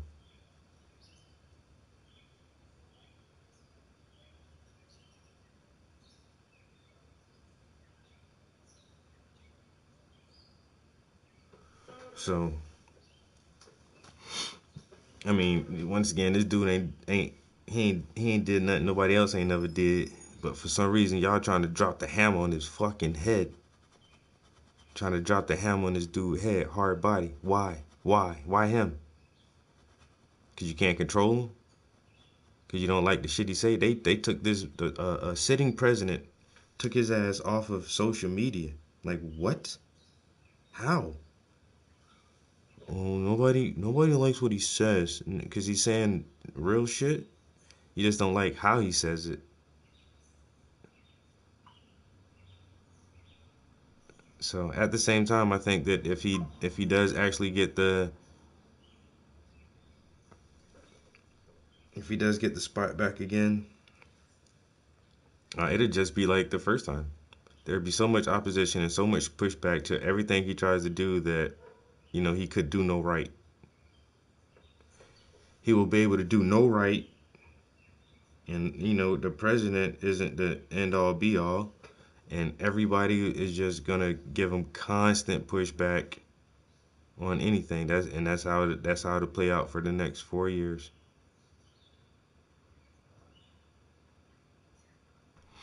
And then on top of that, there's been so much disruption in the last 4 years that, you know, he would spend the entire campaign trying to undo what has been done, and then the next guy is going to come in behind him and just undo what he did. It's just this weird ass thing, man.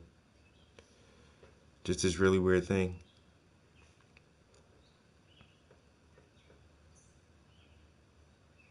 Because he did a bunch of shit. Biden come in, just, let me just undo all of that. Yeah. It's a tit for tat with these motherfuckers just because doing and undoing certain things gives certain groups of people, certain interest groups advantages. Oh, you did this to look out for those group of people? Well, I have to undo that so I can look out for this group of people. And I'm going to say, well, I'm doing it for everybody. You know? It's a game. Yes, we already agreed. Trump 2024. Like I say, we really don't see anybody else being able to beat him. I think the most logical candidate would be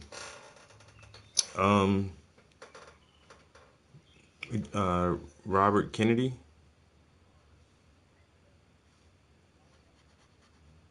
But I don't think he has enough steam right now. You know?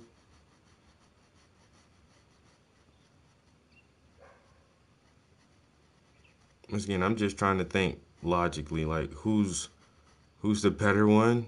And I hate picking the lesser of two evils.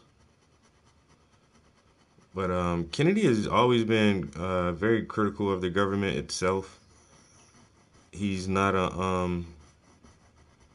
he comes from a legacy family, so I think he feels like he has to hold himself to a higher standard than a lot of his other colleagues, because his name holds a lot of weight. As you know, we know his family is fucking corrupt and shitty as hell too, but they still have the you know, at least the prestige of the name. And so I think that he really does try to carry himself in a more gentlemanly fashion. I think he's a lot more level-headed and well-spoken. Not sure.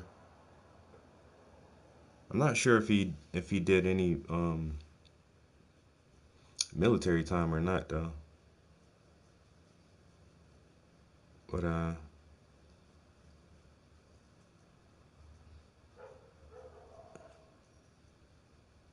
I feel like Robert may actually be like the best candidate right now. You know, a lot of people don't think so, but hey, it's opinions. It's opinions. It's opinions. But at the same time, like, I really do think Trump, once again, if they can't railroad his ass and lock him up,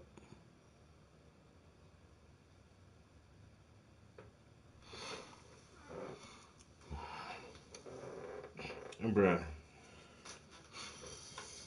if Trump gets the seat again, for real, you imagine like the whole first year, he's just gonna troll everybody with that shit. Like, they tried to lock me up. You know, I'm too good. I'm awesome. My legal defense team, the best ever. We're all geniuses. They tried to play me, Crooked Hillary, the whole media, the swamp, everyone.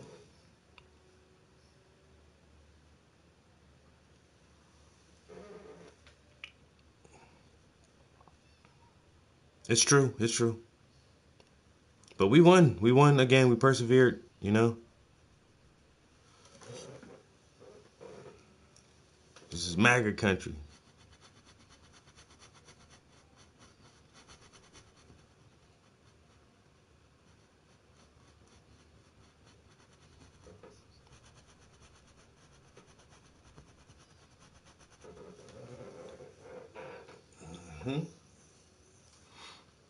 I can see it now.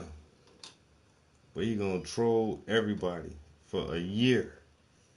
You're nut, man. You wouldn't let it down, bro. That's what happens. They'll try to lock you up. The real criminals, they're just out here running the streets, sex trafficking kids. Me, the good guy, they try to lock me away for life. Over some stuff that wasn't even illegal. It wasn't even illegal. I do everything properly. It was a good phone call. It was the best phone call ever. The Russiagate, the phone calls, they always try to get me. They never can. They're all losers, all of them. I'm gonna fire everybody in Congress. We need radical change. That's what they don't want, man, because this motherfucker is different, yo. A motherfucker different. Like the Argentinian. Was that Argentina? Yo, his president is like, yo, I'm the new president. Just want to say, everybody, all y'all motherfuckers under investigation. Everybody in this chamber right now. Every congressperson, anybody, if you got any kind of role, any kind of high role in the government, you under investigation. For bribery or anything, theft or coercion or anything, I'm looking into everybody in this bitch. And if you clean, hey, you ain't got shit to worry about. Simple as that. Simple as that. If you clean, you don't got shit to worry about. And if you're not clean, and I find the slightest little bit of dirt, you out of here. You about to clean house.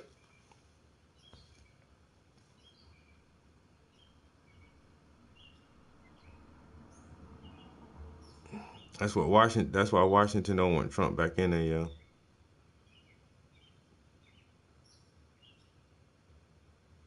This motherfucker done start goddamn turning people into conspiracy theorists.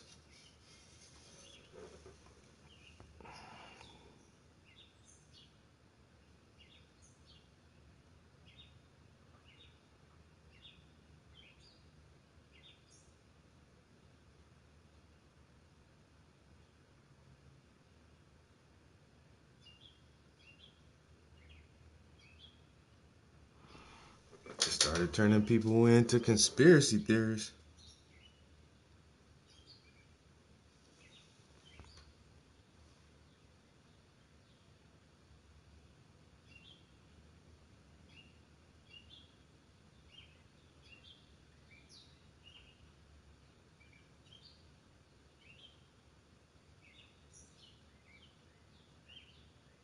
But then I do hate, like, I don't know. I was watching this one thing, and somebody was at a Trump rally asking, like, some of the people out there a simple ass question, yo. I was like, it was like, yo, the dude literally just asked, well, what was the Civil War fought over? And nobody could answer the question. I'm like, you guys, come on, guys.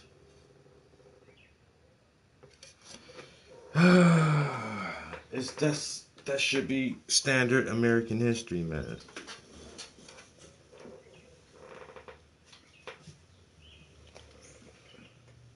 But no. Of course, whoever actually knew the question, who knew the answer, they didn't put them up there. It's just the people who didn't know. But at the same time, it was a lot of them. He had at least like 6 or 7 people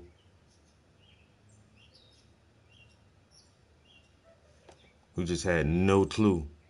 What? The Civil War? Yeah, what was the Civil War fought over? North and the South. Yeah, okay, that's what one dude said. He was trying hard. Okay, yeah, the North and the South. Okay. And the North was the Union and the South was the Confederacy. Okay. So he didn't say that, but so you know it was the North and the South. That's good.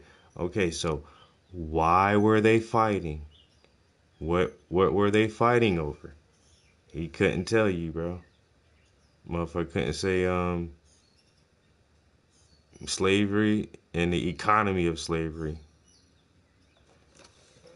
Nobody don't remember that. What was the Civil War about? Why did the North and the South? Why the North and the South was fighting each other? Over slaves, bro. The ownership of people.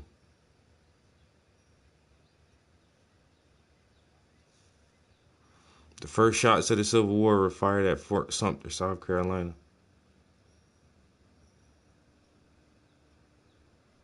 Why? Because South Carolina was the first state to succeed from the Union.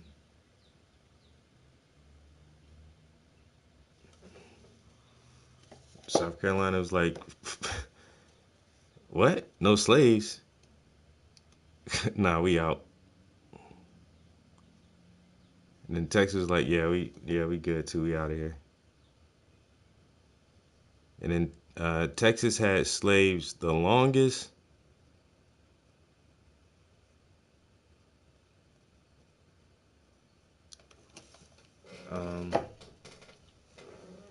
And I think Mississippi had slavery on the books the longest. Mississippi didn't ratify their amendment to end slavery until 2016. Or 13. It was maybe 2013. It was very, very recently. Like in the last 10 or 15 years, Mississippi was like, yeah, I guess we'll take slavery off the books. What? Y'all just doing that? Well, we ain't want to rush. We ain't want to jump to any conclusions. Man, oh man.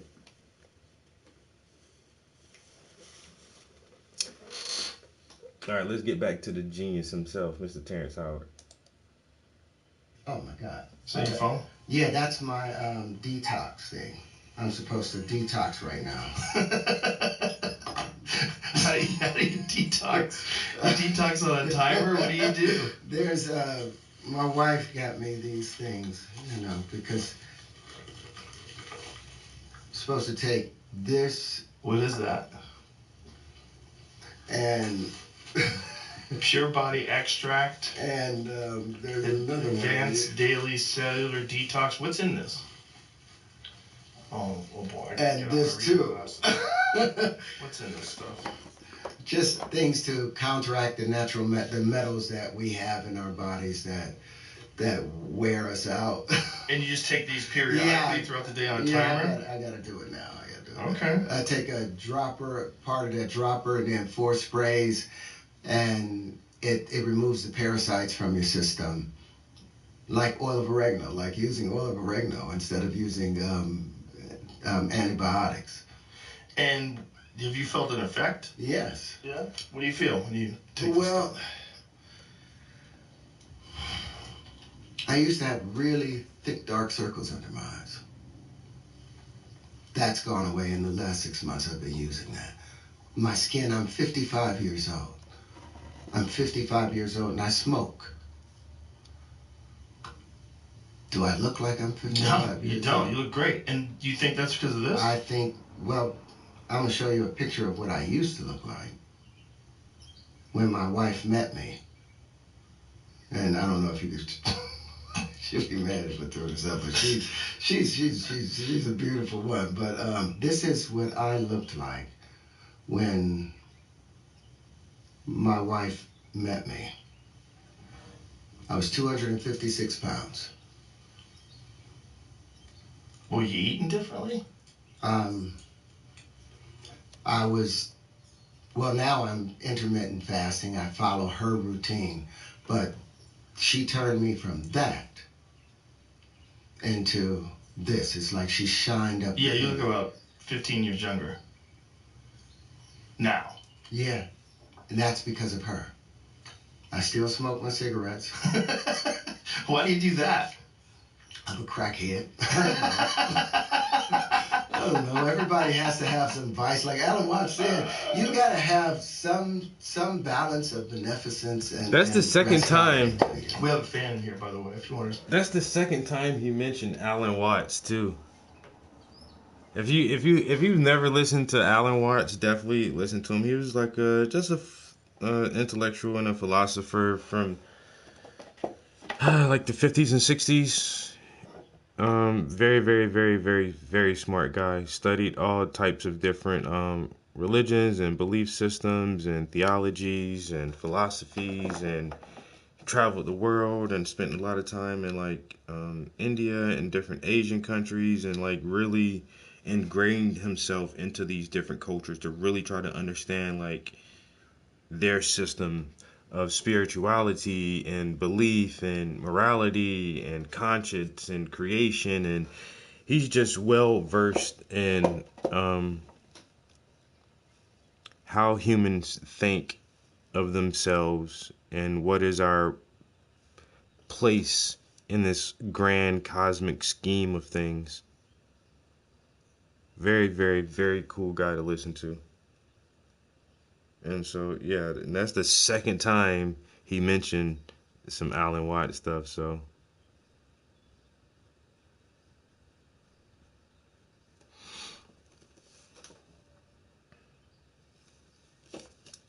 I should have just tried to save this interview for a road trip or something, because it's 3 hours long. This would have been totally awesome to listen to while you're trying to get somewhere.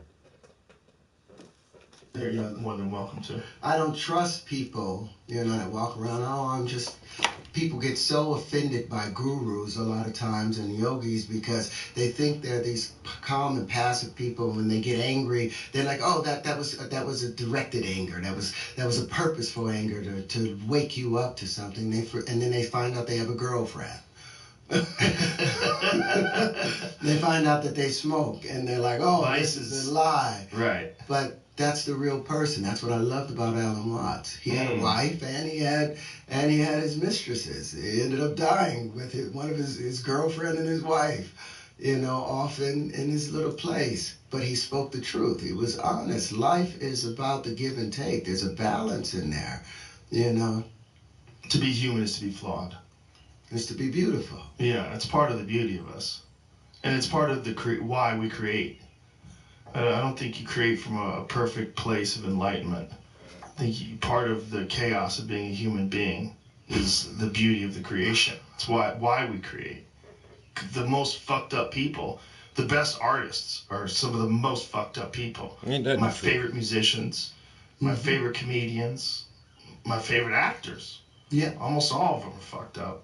Yeah, my uncle used to call it, he said, if you don't get any flower to grow unless you throw some shit on it. So back to Neil deGrasse Tyson and his critique of Tesla. So he threw shit on, he was like, well, Tesla stuff worked, but Tesla was never really respected and out there, and I guess he wanted me to support Bohr or Schwinger or Feynman or any of those people. And I'm looking at the Feynman diagrams. I'm like, you made all these things up. You're basically doing the Mr. Spock thing. If you want to find the answer to something, then you cancel out all the possibilities, all other possibilities, and you root it down to one thing. So that means going through the whole universe to answer one question. And that's the problem with probability. That's the problem with Heisenberg uncertainty. That's the problem with Schrodinger. All of those were just these probabilities because they had taken the ether out. They forgot the electromagnetic wave. Mm-hmm. It had to have a medium in which it followed on. It had to have something in which it was moving on. They don't exist in isolation. No, they do not. And it cannot be the cause of its own action. An effect can never be the cause of the action. The chicken cannot the egg cannot come before the chicken. The chicken has to be there first in order to lay it. It has to mate. And what Einstein left out was the equal and opposite of magnetism. So when back to Neil deGrasse, when he wrote his response to my paper, and he said, if you have any other questions, you're going to have to see somebody else, and he wouldn't take my calls anymore. I was like, okay, so I wrote the based off of those responses. And I reached out to another guy, Dr. David Tong.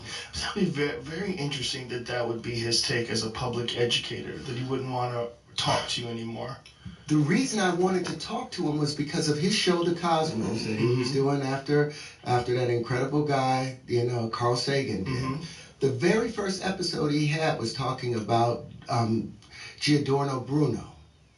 And he said that Giordano Bruno was looking for that grand unified field equation, and maybe one day somebody is going to do it. And when they do it, it's going to change the world. And I'm like, dude, I've done it. I've got it here. He attacked it with such vitriol that I was like, oh, okay, maybe I need to walk away from this. Dr. David Tong from Cambridge, a professor at Cambridge, did a video on physics of the world, and he said it's all a lie. And he explained that there was these 16 fields, that everything that they had taught was this, and they gave the best understanding and interpretation that they had of it. But it was all a lie because they didn't understand how it worked. Why? Because the Michelson-Morley experiment from 1887, where they were trying to define the ether or the earth in this etheric space. Problem was, they kept with Newtonian laws, so they thought the ether didn't move. They thought it was still.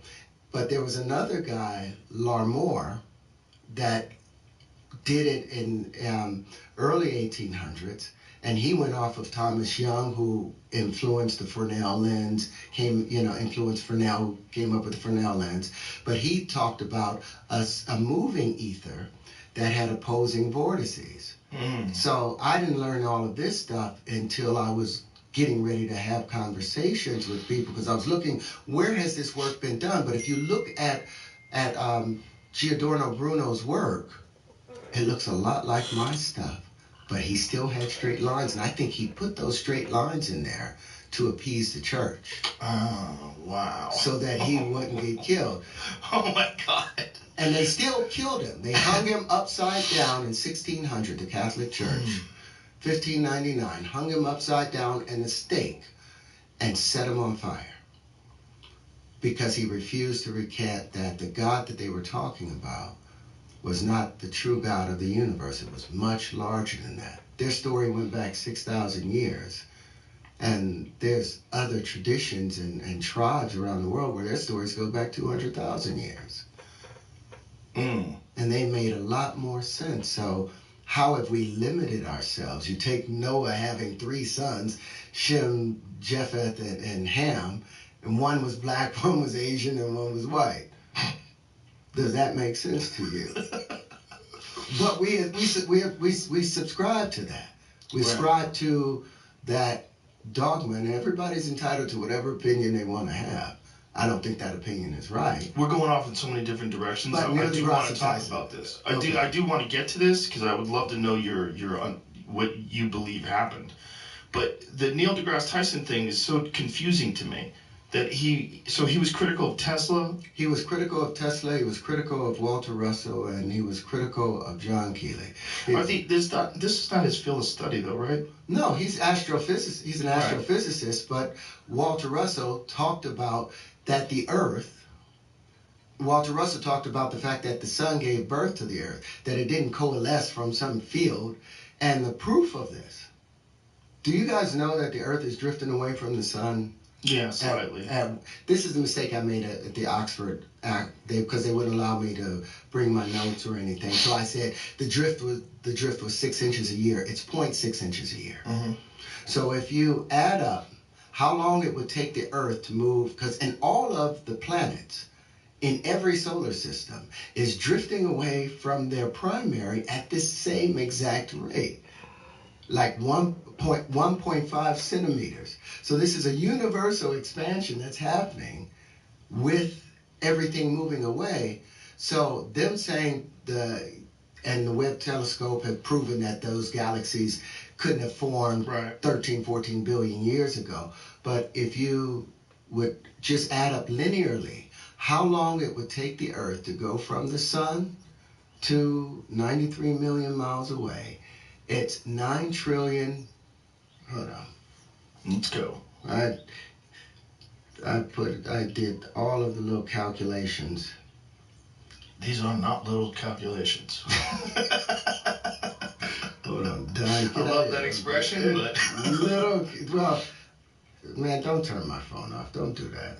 Every time I get ready, well, because I know they're watching me right now, and they're mad at me. Who's they?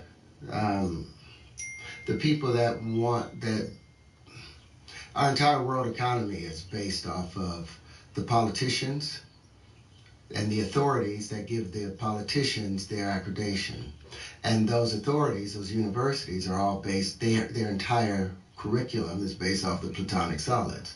And our world economy is based off of 1 × 1 = 1. So you think they fuck with your phone? Oh, I'm sure of it, because now I have to turn it off. Do you ever drop your phone? You ever drop your phone? I've dropped my phone a number of times, but... Do you ever think that might be what's going on with your phone? And then I buy another phone, and the same thing happens. I'm 5 minutes... You get burners? I used to, but then my wife would think I was cheating. Yeah. So I was like, no, I don't need that. I made that mistake way too early, in our relationship, and it cost me 8 years of toil and pain.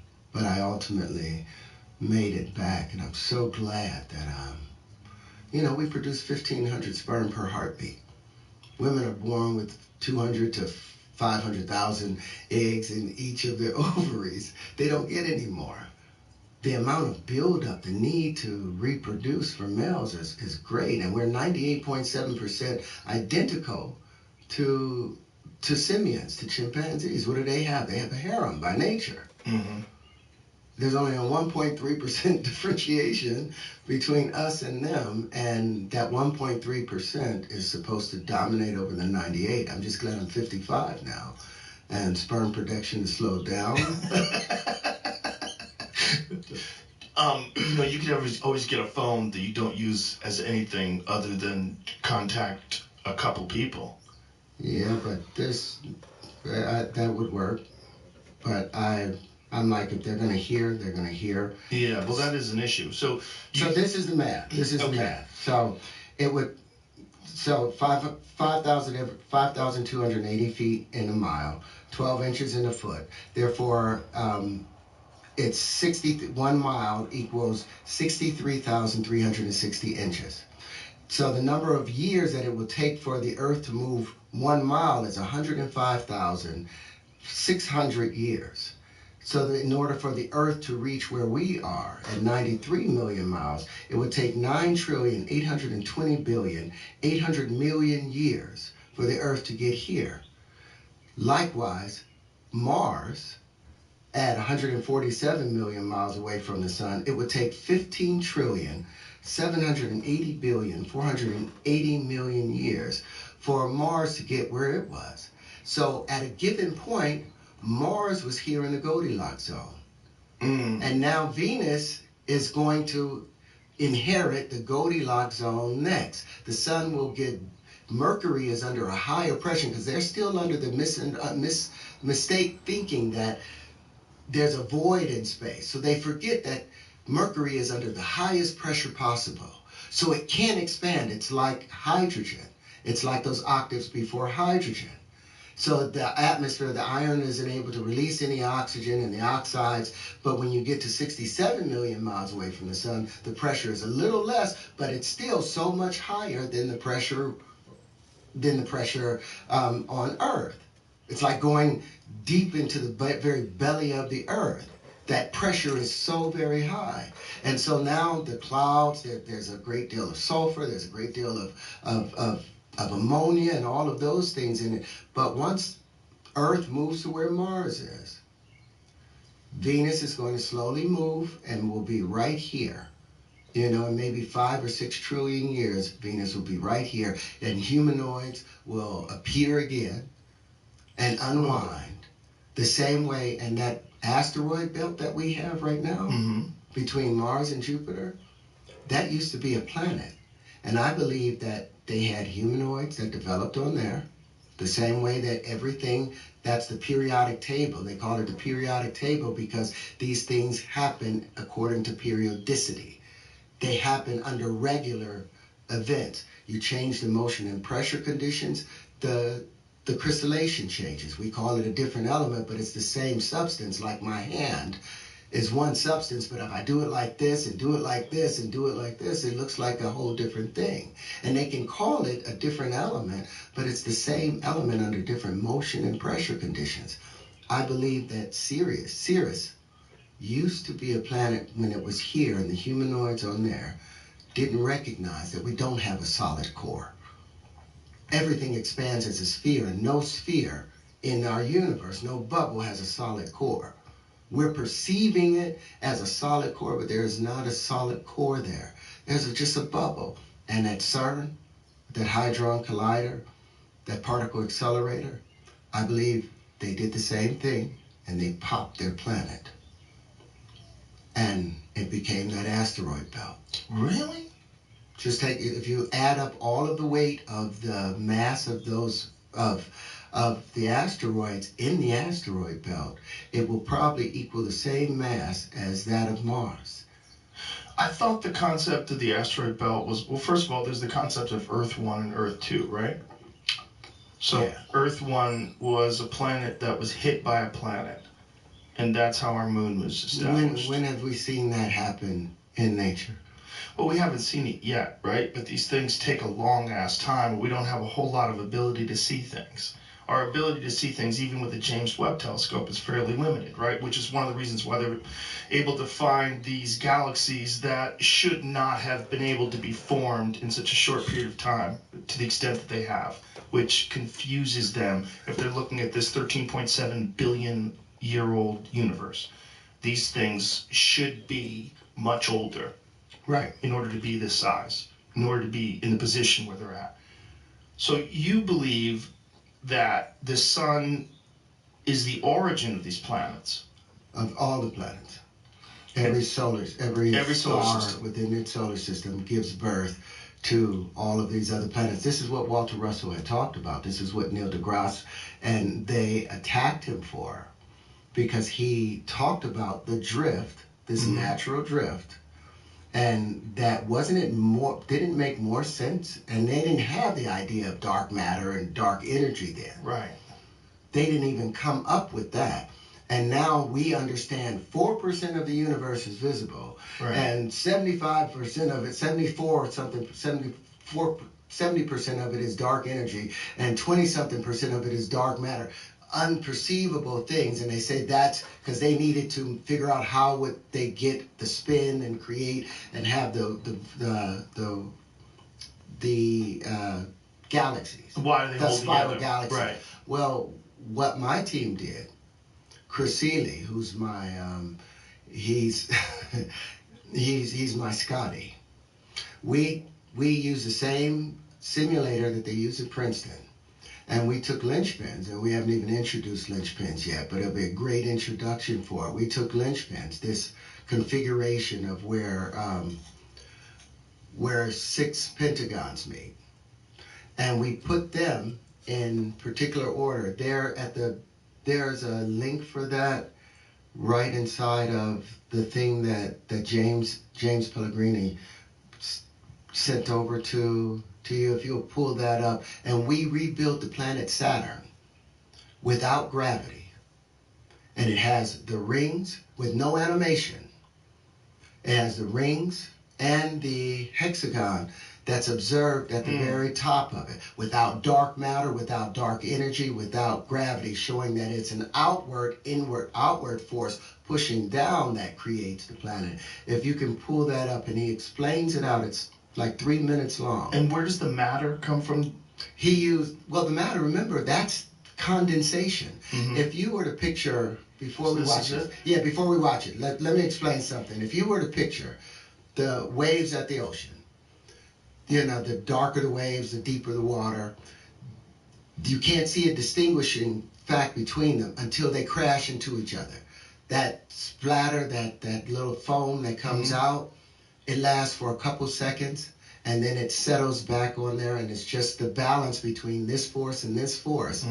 That's the physical universe. Those few seconds that it takes that matter, that more dense water, and the phone to recoalesce and get balanced again with the surrounding environment. That's the entire time that our universe, or all these universes, have worked together. But if you play this is at the very beginning of my book. That's why I went on that at the Emmys, and I was like, look, I've got something else to do. I've been able to rebuild Saturn without gravity, with no animation, and then they clowned it. Of course they did. Well, this is not something that you could say in a soundbite, which is one of the reasons why I wanted to talk to you. This is not something, like your explanation of these things and your description of the very nature of reality itself is not something that should be taken lightly. No. It's something that, like... Thank you for saying that. It needs to be laid out, and it needs to be slowly examined. Because you've obviously spent a lot of time working on this. This thing here. So, play this, Jamie. And this is us... What, Jamie? Just to clarify what I'm going to play. Yeah, and turn it up. Hold on. There's two different videos. One's long, one's short. No, this is going to be the short one. Okay. The computer just reset itself too because all those zip files freaked it out. Oh, yeah. The government, man. I don't know. I was going to play it. Neil deGrasse Tyson. He knows where your computer sits. Video, it'll be the first one. This one, correct? Gravity is an effect. Okay. Is an effect of electricity. So turn it up because Chris does a full narration of it. It's still on my computer. And he was talking to my wife and explaining to her. Yo, now this is crazy. So he just said he was trying to pull something up on his phone.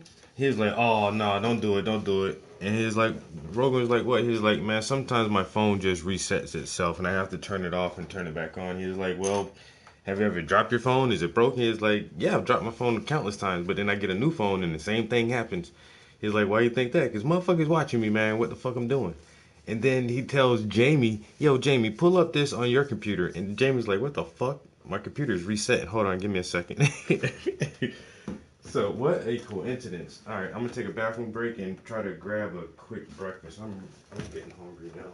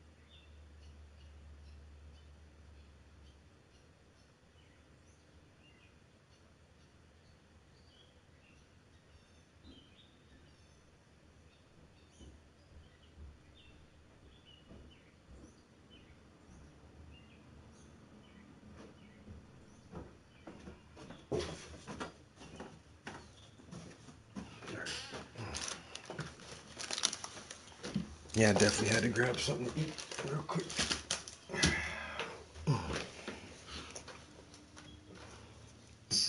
This is 6 years ago, I think, or maybe 5 years ago.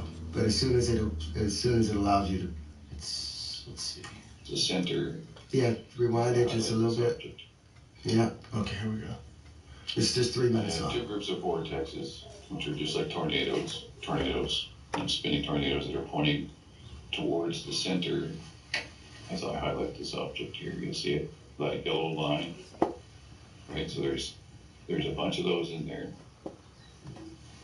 There's actually 16 of them, and I'll highlight. Oh, hold on. It's not doing anything. See, it's... No, it's about to happen. No, nothing's happening. My computer just froze again, is what I'm trying to say. Something freaked out my computer. I might have to just try to... You want to reboot? I mean, I think it already did. I'll try again. You don't want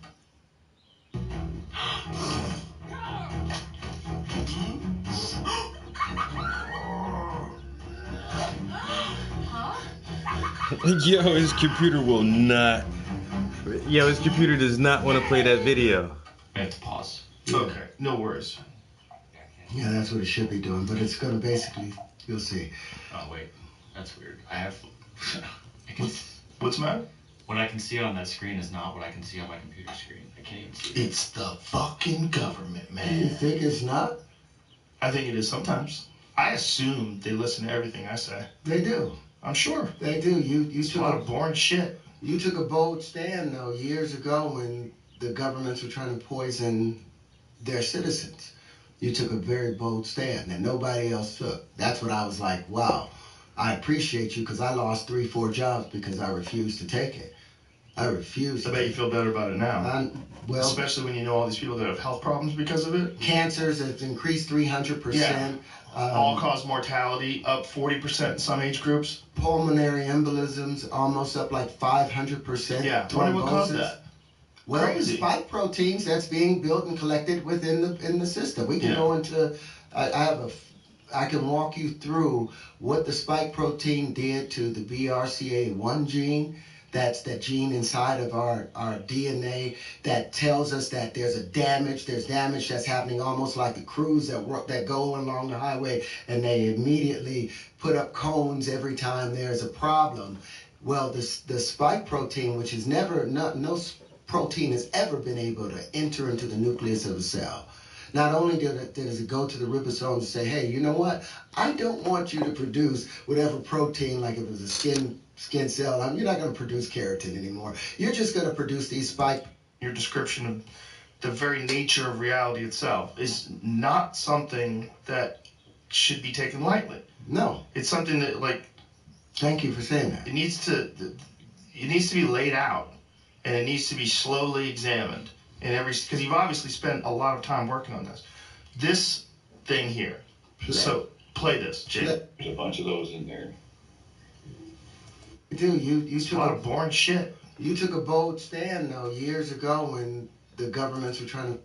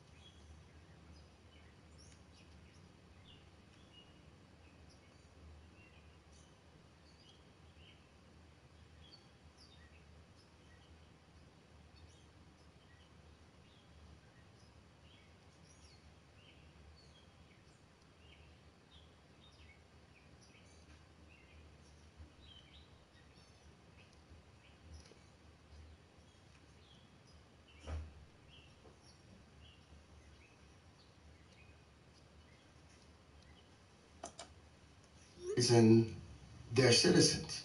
You took a very bold stand that nobody else took. That's what I was like, wow, I appreciate you, because I lost 3-4 jobs because I refused to take it. I refused. I bet you feel better about it now. Well, especially when you know all these people that have health problems because of it. Cancers have increased 300%. Yeah. All-cause mortality up 40% in some age groups. Pulmonary embolisms almost up like 500%. Yeah, what caused that? Well, Crazy. spike proteins that's being built and collected within the system. We can go into. I can walk you through what the spike protein did to the BRCA1 gene. That's that gene inside of our DNA that tells us that there's damage that's happening, almost like the crews that go along the highway and they immediately put up cones every time there's a problem. Well, the spike protein, which is no protein has ever been able to enter into the nucleus of a cell. Not only does it go to the ribosomes and say, hey, you know what? I don't want you to produce whatever protein, like if it was a skin cell, you're not going to produce keratin anymore. You're just going to produce these spike proteins. That spike protein went into the DNA and it tells the BRCA1 gene, turn off. And that's the gene that says, hey, there's a mutation here. Let's scrap that thing. And so now the cancers are building up. The spike proteins weren't shedding from the body. They collected in the ovaries. They collected in the lymph nodes. They collected in the bone marrow. So now we have all of these diseases that's showing themselves because the body is overwhelmed trying to deal with the spike protein that's attaching itself to the ACE2 and the endothelial cells in our vascular system for everybody out And there. the more boosters you get, boom, you're turning your system off. You're turning it off. Your body cannot defend itself. And it's just collecting. It's just collecting. But it also showed me the bizarre state of human psychology. That people, if you're presented with what could be a potential solution, you want to believe in it so bad that you're willing to defend these companies that have been the most deceptive companies, proven deceptive, not just deceptive, but deceptive in the way that they are allowed to distribute information. They're allowed to not be transparent about their studies. They could have multiple studies that show a negative cause or a negative effect, and they don't have to release those studies. Why? Because they're bought and sold. But I think it's an agenda to it. You think so? I think it's an agenda attached to it because they restricted any natural thing like ivermectin. Iver means like it caused ivermectin. Mectin, for the Latin of it, it was worms and it was anti-worms. And what the ivermectin did is it causes the worms to have paralysis, or parasites to have paralysis, because it stops their information from passing. And there's these things called the nodes of Ranvier between each neuron. There's an axion and there's the axion and, oh my God, I just forgot the leg that comes off of dendrites. Those dendrites and the axions have these things called nodes of Ranvier, where they're not allowed to touch each other, and it transfers potassium and chlorine back and forth to each other. Potassium, chlorine, chloride, and hydrogen back and forth. Well, in the worm, the ivermectin stops that to where the worms become paralyzed. So it was an immediate defense against the pathogen, but they immediately shut that down and wouldn't allow anybody to use it. They showed that it stops viral replication completely in vitro. Yeah, they know that they know that there's a mechanism involved, and they try to pretend. And then they also try to pretend it's dangerous, which is insane. And they even got Rolling Stone magazine on board with it, where they printed an article where they were showing these people that were waiting in line for gunshot victims because so many people were overdosing on horse dewormer. Yeah, well, that was propaganda. It was a full-on lie. Not only that, they were so stupid and clumsy about it that the image that they used, this is Oklahoma. The image that they used was like in the summer in Oklahoma, and yet everybody's dressed in winter coats.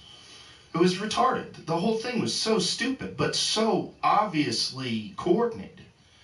It was confusing to me how many people were willing to go along with it, and how many people were angry at people who didn't go along with it, regardless of what they were saying. Even if what they were saying was reasonable, even if what they're saying, especially if you're talking about like Jay Bhattacharya and these people that were professors at esteemed universities, and they were being silenced, and there was a coordinated effort to remove their posts from Twitter. This is wild shit. Yeah. Unprecedented wild shit. And the population was just going along with it. For me, what was fascinating was psychologically. Like, do you guys not know about deception?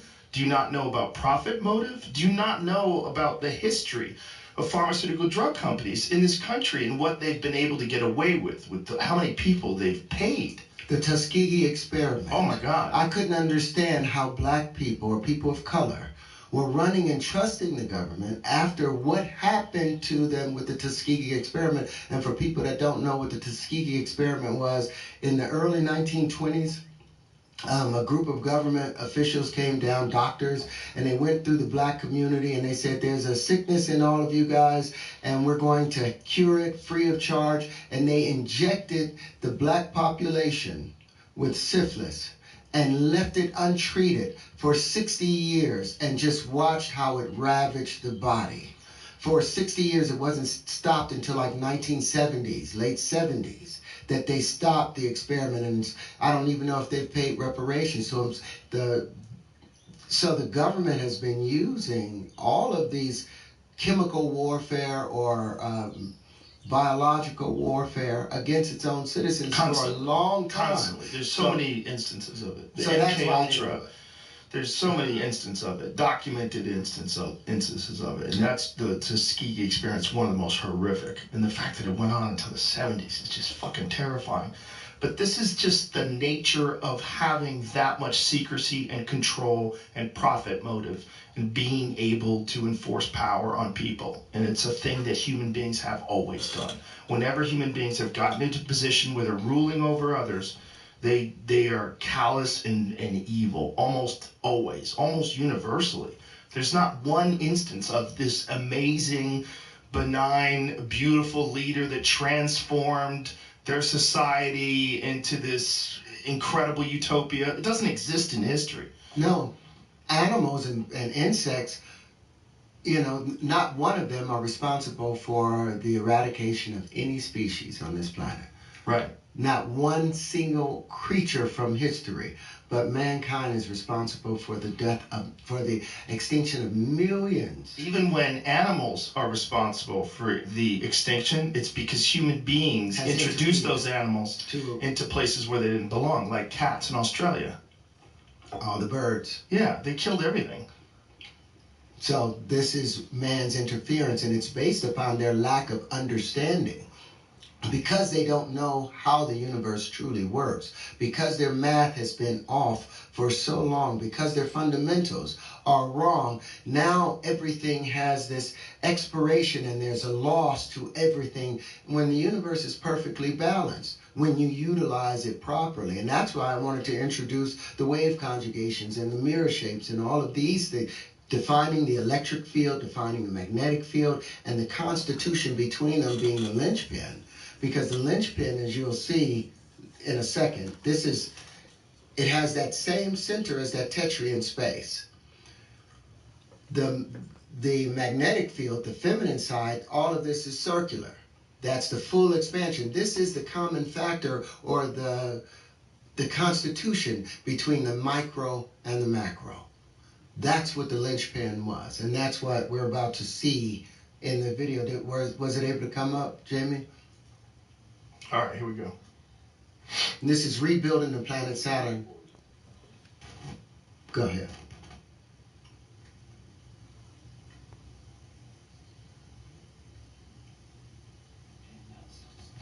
The sound was coming through your speakers, is that what it was? Time for a new laptop? You know what's going on. Government. They do not want you. We're about to kill gravity. We're about to kill their god, gravity, and they don't want that. Here we go. From the beginning. I have two groups of vortexes, which are just like tornadoes. Now that's something else I looked a little bit into also is vortex math. That's crazy. 369. As I highlight this object here, you'll see it, that yellow line. Right, so there's a bunch of those in there. There's actually 16 of them, and I'll highlight them all. There. Maybe that just so you can kind of see a little bit better. So that's Stearns & Foster, what comfort should be. So they're all pointed towards the center, but they're arranged in what we call the linchpin configuration. I'm going to pretend like you never heard of that before. So there's one on the top, and then three, in groups of three around, that are spaced at 120 degrees apart. And the tilt of these ones on the bottom here is 109.5 degrees in relationship to the top ones. They're creating this flat space on the top and the bottom. And they're spaced at 120 degrees radially. And then inside the model is three groups. Jamie, there's two sounds playing simultaneously. No, it's got sound in the background. Oh, That's my wife talking. We're in the kitchen, and he was just explaining this over Skype. This is over Skype. I was confused. Go ahead. Up to 1,000 pounds, from 2.2 pounds to 1,000 pounds. And there's no gravity whatsoever in this model. There's no center attractor.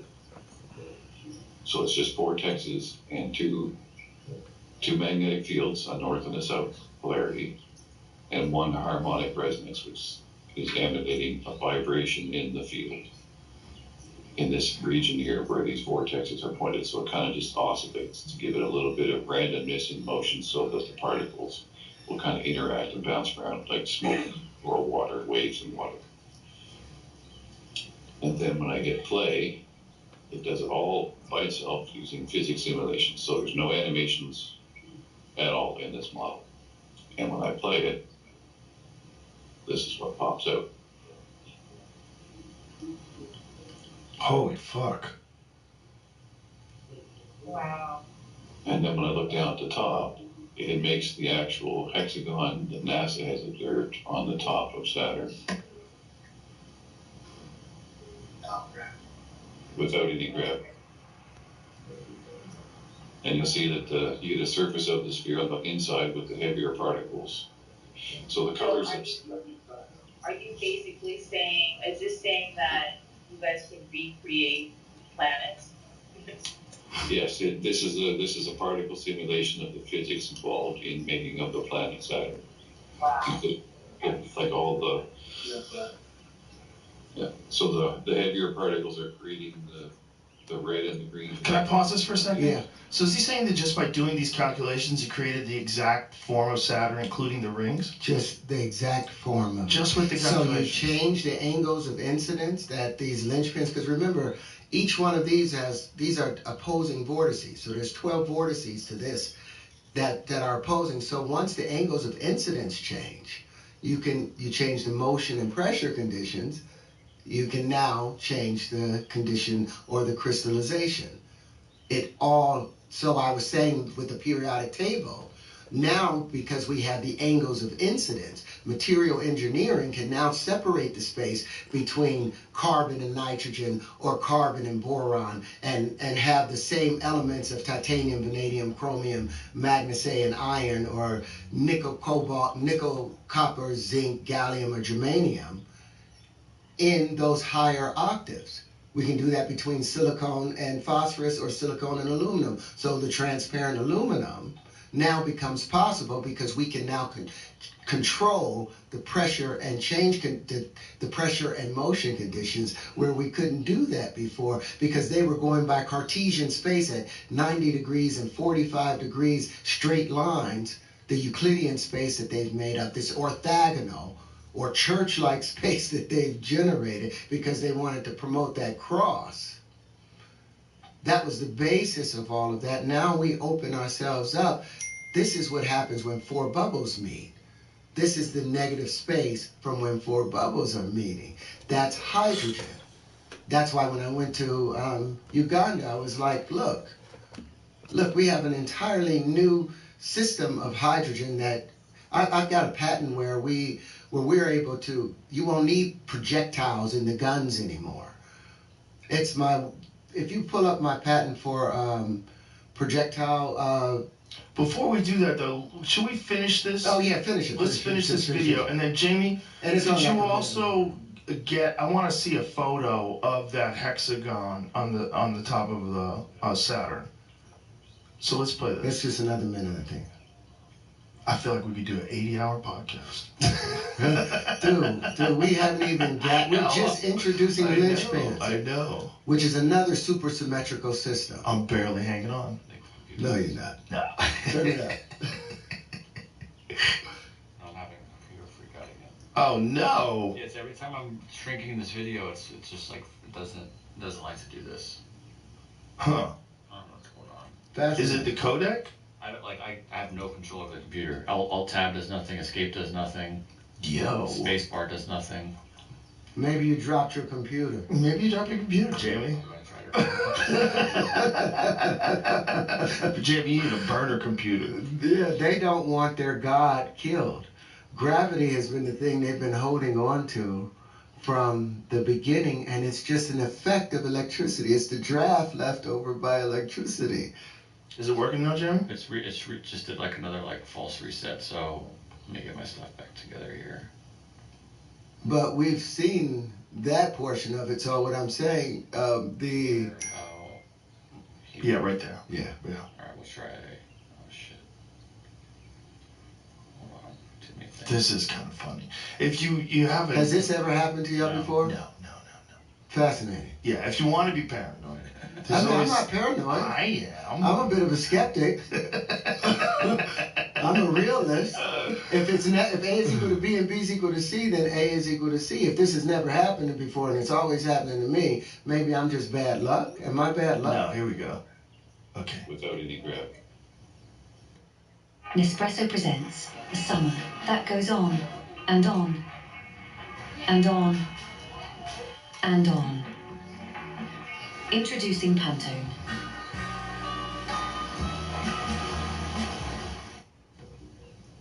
And you'll see that you get a surface of the sphere on the inside with the heavier particles. So the colors. Are you basically saying, is this saying that you guys can recreate planets? Yes, this is a particle simulation of the physics involved in making up. Breakfast is an apple. Like all the. So the heavier particles are creating some cheese. The red and the green are the active emitted. And those are the heavy ones creating the shell. Some carrots. The outside lighter particles. Horseradish. Fluid. Cheddar. Creating the counter rotation of the atmosphere of Saturn, like we observe scientifically. And the red ones in the middle here are where the magnetic field is strongly polarized at the north and south poles, which gives you aurora borealis. Now, I have a question. Now, does this mean that you would be able to control what kind of atmosphere the planet has as well? That you can change that? Because you can create it, that means you can change it. We now have a system by which you can, it's the arrangement of instruments and the axis on the spin information to each other. And or vibrate, by doing that, we can create the condition, any condition that we want. So you can have human life here, is what you're saying. We can create. If you're able to change and alter these external fields and understand, like at least this would give us a method of studying it in such a way that we now understand that it's external pressures being applied from the outside in, not the standard model where you have internal fission reaction in a nuclear in a planet with magnetic fields from iron cores, etc. going outward. Right? That's all kind of ego based at the center. This is pretty solid evidence that everything we're observing is from the outside coming in. So the entire universe is actually creating these planets from the outside in, from space itself, the pressures. Turning gray. You can stop it. Now what, so, go to that image. Like if you picture dropping a pebble into a pond or a pool, everything expands in these longitudinal waves. Right. Perfect spheres, unless there's something else in there. But when it hits the edge, it all starts bouncing its way back. And when these returning waves meet expanding waves, that's when we get our first geometry. So this is the proof that the universe is not infinite, but finite. because you could not have shape without the returning waves, and the waves would not return unless it was bouncing off of the edge of something. Look how strange that is. Bingo. Look how strange that hexagon on the top of Saturn is. Mm-hmm. Or yeah, that's Saturn, right? Yep, and then we don't even, and that is so crazy. He explains exactly how he built it, all the angles of incidence, all the pressure systems that he used. All of that is so it can be a repeated experiment. But they've ignored this. This is in the beginning of my book. You go to my book, that's the first page on there. Before you even open it up, I've got this, and we rebuilt the Milky Way galaxy the same way, and it predicts the star arrangement better than NASA does. And this is without dark matter, this is without dark energy, this is without the standard models. So is dark matter or dark energy, are they primarily theoretical? That's all theoretical. They've never witnessed it, and we couldn't prove that Michelson-Morley experiment that they did in 1887, which said that there was no effect because they tried to move a table around and change the angle of incidence for light to see if the light changed when you move the table. The experiment is like this. The mental experiment is like this. If you're going to experiment, you have an A structure, and you have an idea of how A behaves, and you have a thought that if you put A in a particular situation, it's going to turn into B. So let's picture it hypothetically like you have a bar that's maybe 6 inches long of iron. And you say, okay, well, I think if it goes into the freezer, that it's going to get shorter. So you're supposed to have 2 exact bars 6 inches out and leave one outside of the freezer, and put one in the freezer, and then you compare them after you see it. So A over X is equal to B over to R times B over X. R is the result or the change between them. B is the change that occurs. R is what fraction or the X that you use in order to get back to A or to convert it to B. What they did with the Michelson-Morley experiment, because they could not get out of the ether. They couldn't step outside of the ether because it's everything around us. So they couldn't tell a difference, whether they saw no result, no change. So they assumed there was a void, that there was no ether there. And that's when particle physics took off. Lorentz, a great physicist that everybody loved, entered a paper in 1904 where he was continually explaining the ether the same way that Maxwell, all of his theories came off of there being an ether, but he was still limited by Newtonian laws and the Coulomb force of opposites attracting. When it's the positive, it's the things that are alike that attract. But he believed that the ether was still and space was flat. And so space-time, or Einstein relativity, came as a result of them taking the ether away. And for 100 years, we've walked down this particle physics world that's all theoretical. And here I've patented these wave conjugations that is the ether, is the contraction of the ether and the expansion of it. And on top of that, the proof of it was I've been able to build new industries from it. If you go to, I want to introduce the linchpin, if I can. With all of the talk. Before we do that, can you tell me how a planet is formed under this theory? So you have a sun, and how does the sun give birth to these planets? The same way we defecate and have gas, like Jupiter's, that red spot on Jupiter, that's spinning on it, that's going to become a moon. It may take a billion or 2 billion years. That will ultimately become a moon off of Jupiter. Where is it? Right at the equator. Where do we discharge at? Right at our equator.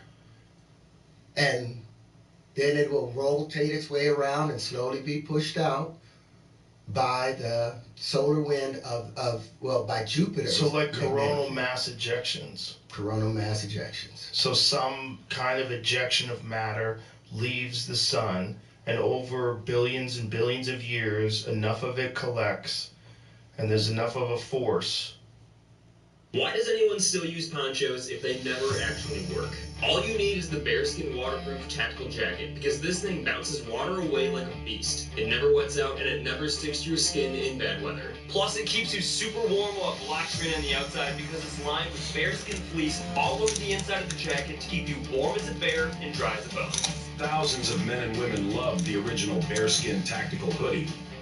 So we added some of that magic bearskin fleece to where ultimately that coalescing idea that they have, that's where it happens. It's not from materials that's just been left over from the Big Bang, like Rupert Sheldrake says, the physicists of today ask for, you give us one miracle and, show us how everything came from nothing and we'll explain everything else. And they can't explain everything else. They can't explain the morphic resonance that's happening between things like right now, because I've discovered these wave conjugations, every person on the planet that's been thinking about it will now have ideas concerning, but not just us, but all humanoids throughout the entire universe will now get that same resonance and be able to apply it like the experiments with the rats. Right. You teach a rat something here in London, and then in New York you find the rats are doing the same thing. Right. Spontaneously because of the morphic resonance, because we are all connected on this ether, and that waveform that's the consciousness. We are all just one great being. Yeah. That's what they forget. We're not separate. The universe is probably one cell inside of some super organism. Right. And we're just little who, little who's like Horton Hears a Who, and trying to make sense of it. Yeah. And it's a beautiful thing that we're making sense of it. But everything is just one great being. We're all God. That's what Jesus was talking about. That's what Buddha was talking about. It's recognizing the divinity in you. What I did as a child, I said, I'm going to, instead of waiting for the Messiah to show up, what if everybody picked up their torture stake and behaved and did the things that they expected the Messiah to do? What if everybody just for one day walked around and behaved as if they were God himself and did the things that they would expect a creator? And we know God can't just be a male, because no man can produce a child without a female. Everything in the universe, as above, so below, like Billy Carson always talks about. You can't, everything has an equal and opposite. It has to mate. Mating is a big part of what we do. The boron mates with nitrogen, and that's how the carbon happens. Everything inside of us, all our cells, they're mating. There's a relationship going on in it. Everything's alive. There is no death, but that the Bible talked about a mechanistic world. God took dirt and blew into it the breath of life, and it came to life. But if you look at the Brownian effect, what is breathing? Going from positive to negative. And they see all these, even the plastic that makes these things up, are still going from, it's still carbon, polarizing from positive to negative. Breathing in, breathing out. It's just under a different state of matter, but there is no death. There's no death. Everything's eternal. And once we get rid of the idea, okay, you're going to die and disappear, then they don't have any grasp over you anymore. And to be free, the truth will set you free. That's why I was like, okay, well, if this truth caused me this lifetime, then wonderful, I've accomplished what I needed to do. Because I think in the previous lifetime, I was supposed to do these things and I didn't. And that's why it's been so hard for me. And that's why I pushed so hard to get these things out, because So you felt like that, like from the womb? From the womb, I had to get this done. So you felt like you had these things that you didn't get out in a previous lifetime, and now you feel like an unstoppable urge. I have to at all costs. So can I go, I would love to talk more about this, but I don't want to lose this thought. So if I want to go back to the formation of planets. So under this theory, these stars eject matter, and over time, this matter will achieve a certain amount of distance from the sun. Short distance. Look at Mercury. Mercury isn't that far from it. Right. It kind of makes sense. And then over time, it'll eventually get further and further out. The sun will continue to make more and more planets over an imperceptible amount of time. We won't be able to measure it. In our world, we'll see it. It appears static, just like plants appear static to us. But if you ever watch one of those motion capture plants, plants are moving and touching each other, and they're just doing it at a pace that our brain can't handle. A different temporal dimension. Yes. So the sun is creating planets, but it's doing so at a pace that our mind can't really wrap around. So we want to think there's just matter, and that it's flying through space, and it collects via gravity, and the more mass, the more gravity. It's supposed to, but take a balloon. Another thing that kills gravity. Gravity is supposed to be the greater the mass is the greater the attractor. You take a balloon, you rub it on your leg, you put it over the ground. Watch the dust particles jump off the ground, off this big mass called the Earth, and jump onto that balloon. Because why? Electricity is 137 times stronger than the pull of gravity, or the effects of the so-called gravity. It's the electric force that's the attractive force. It's the electric force that tightens everything together as the masculine, and then the dividing force is the radiative force, the magnetic field. It ablates and pushes everything out, and then they collect together again. But where these things meet, at the proper angles of incidence, like the Birkeland currents talked about, those plasma currents talked about, those angles of incidence is at 120 degrees when it converts it back into electricity, and it will keep collecting and coming and making life. The planet isn't a dead thing. It didn't just happen to come together. That's just the process by which it was given life. It's alive, and it's screaming. It thought we were going to be beneficial to it, and now it's trying to kill us. It needs to scratch itself and get rid of us because we are too dangerous, because we are using antiquated fundamentals. And like people say, well, what business do you have coming in here talking about science and all that? You're an actor. You want to know what my first patent was? The entire AR, VR world was built off of my first patent that was abandoned because I paid $260,000 for the worldwide patent. But then my agents my lawyers kept sending me these maintenance fees and annuities. And I'm like, these folks are just trying to shake me down. I'm not going to pay this.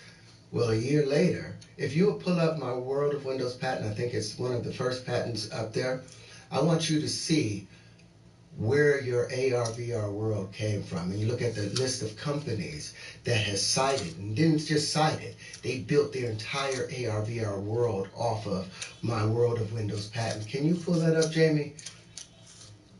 Of the computer. Yeah, it's the very, not that one. Not that one, not that one. Yeah, that's the propulsion patent. No. That's all you have, huh? Really? If you can go to Terry's linchpin, I'll show you on here. This is what, this is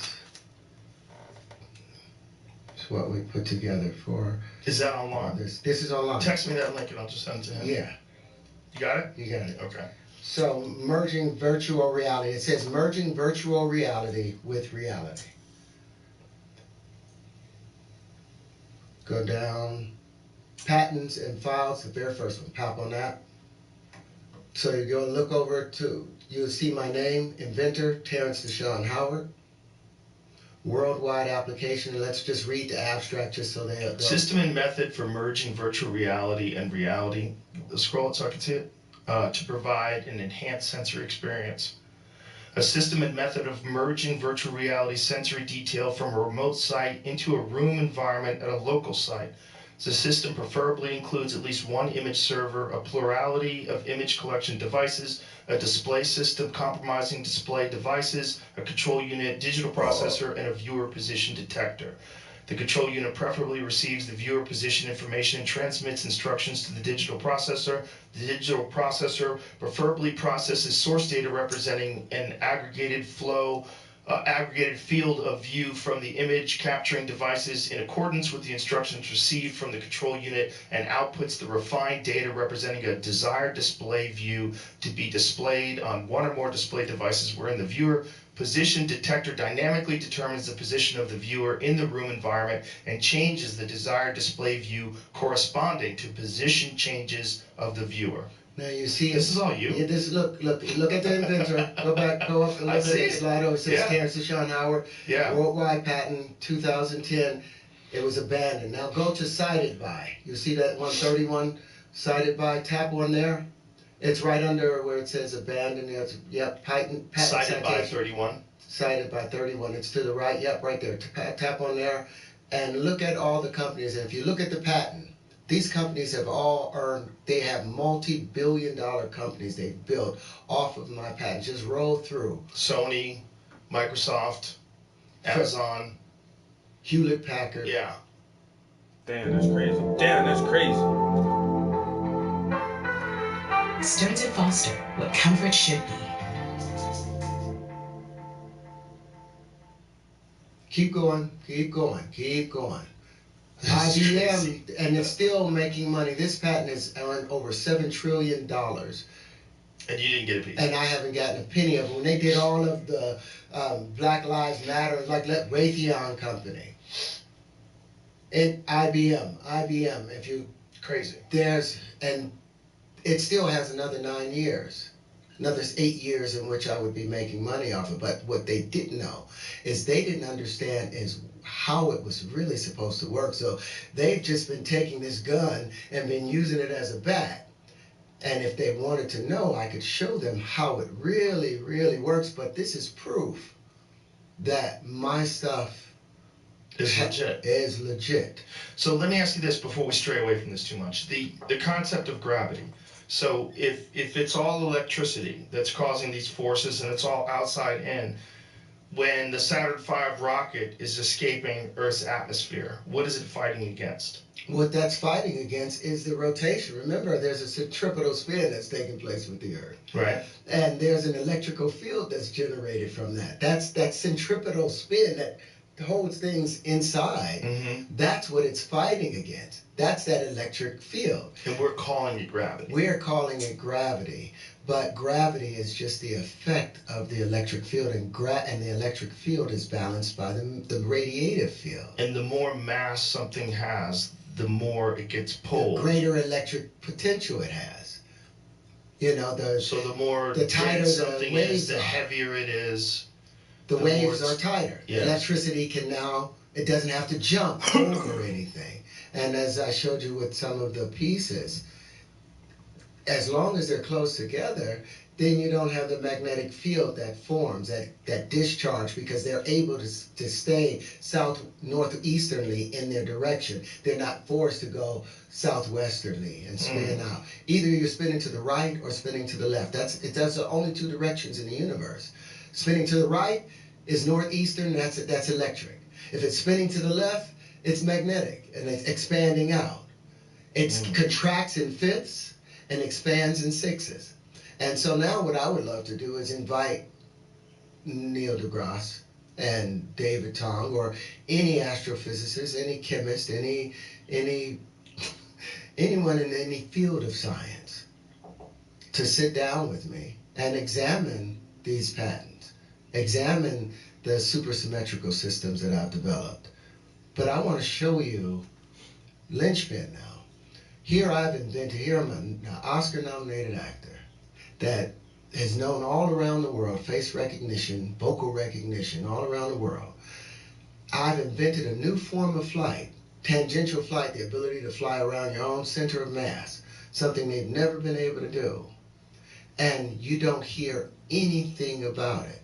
And it's unlimited bonding. If you can go to what Jonathan Davis sent over. He's one of the other programmers that work with us.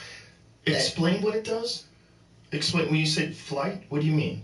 Tangential flight. What do you mean by that? It means right now, fixed wing aircraft, you can go in 4 degrees of direction. They go up, down, some can go forwards and backward, backwards and right to left. But this is able to spin around its own center of mass. Completely spin around its own center of mass, something people are able to do it by falling, but this is a sustained system that's able to go around. I sent that other video to you. But their ability, because this is the geometry of hydrogen, any bond that hydrogen can make, linchpin can make, and what they're basically doing is building the periodic table in front of you. If you play 4 of them coming together, it's 4 like 30-second videos. I'll explain it out, but you'll see how these things align themselves. Well, this is the swarm, and they're all following this queen as a colony, and they'll do everything that she's doing. Go to the very first video, there's 4 in a row on it. Oh, that's how it came up to you. Well, let's see which one this is. This is 4 of them that's going to come together to pick up a barrel. And what's powering them? Right now, we're going to use hydrogen fuel cells. If a man wears this, he's definitely getting lucky tonight. Most jeans are either super baggy, too stiff. But I have another system, that I was going to talk about in a second. But it's an unlimited source of power. But, so hydrogen fuel cells, or you can use lithium batteries. And how are they moving? Like, what are those? Is that like are those like propellers? Yeah, those are props. But okay. But that right there, what we have right there is it's a pitch. Collective pitch. So instead of the props having to turn themselves around, instead of all the props having to turn themselves around to stop and turn in the opposite direction, they just switch the direction. They just so it's a collective pitch, and it changes. And so now instead of going up, you're going down. But now 5 of them will come together, and watch what the 5 does with. So this is the end of cranes. Oh.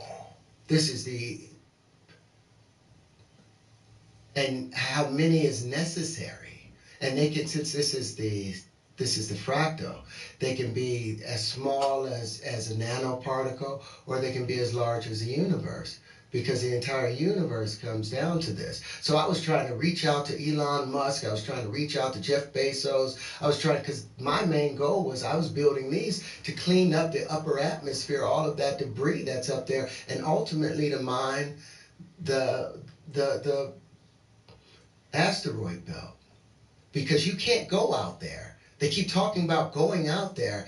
That's like you try and go that far away. That's like taking a starfish from the bottom of the ocean and bringing it up to where we are. Everything expands. The nitrogen expands too much.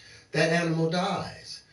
You take us outside where Mars is, nitrogen has expanded so much more. The hydrogen has expanded so much more that you will never be able to, you won't even have a spaceship or a suit on that's strong enough to keep your body together, and you will never be able to come back to 93 million miles away from the sun, because everything will have expanded, and you will expand to the point of vacuity and explode out. So trying to send a man out to Mars is like trying to send a man to live on Venus. The pressure is too tight near Venus. We will get crushed in a second. It's like being pushed to the bottom of the ocean immediately. You'll get crushed immediately. The pressure conditions change as we move from the sun. But science have neglected that because they've said it's a void there. And they don't account for that higher pressure condition, but they found that radioactive decay is quicker closer to the sun, near Venus.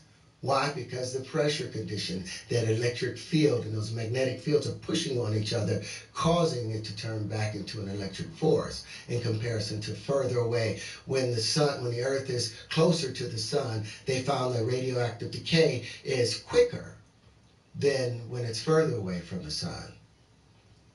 Is that by accident? Or is it just because of the change of pressure conditions? So us talking about going out, when my wife said on the thing, are we going to be able to put people on Saturn? No. It's too nebulous. It's expanded out too far. Our pressure, we would have to have a suit so strong and powerful in order for us to do that. But Linchpin is able to make it out there because we have another propulsion system that we've put together where I'm able to take water and put it into a small change. Then this patent has been granted. It's the propulsion projectile. And we patented it as a gun because I didn't want anybody else to be able to use it like a gun. But it's basically lightning in a bottle. We take water and we put it inside of a small chamber based on the wave conjugation that I have and the angles of incidence. And we run an electric charge through a small amount of water. The water is not able to expand into gas like it wants to because it's locked into the pressure condition. So immediately it converts into plasma. And it converts the gas dimension into a power dimension. So it's lightning out of the barrel. Just from water. And there's no end like with... So it's a real lightning gun, like yes, a quake. Yes. So, and the patent's been granted. Typically, you're limited to how much charge you can put inside of a cartridge. And, you have to get more and more charge or explosive in there to get something out. But with electricity, you could send 1,000 volts or 1,000,000 volts through the same aperture. And that water is incompressible. And so it's just going to react, and immediately it converts into a plasma. And so we can project anything into space. All of that has been accomplished, and it's ignored.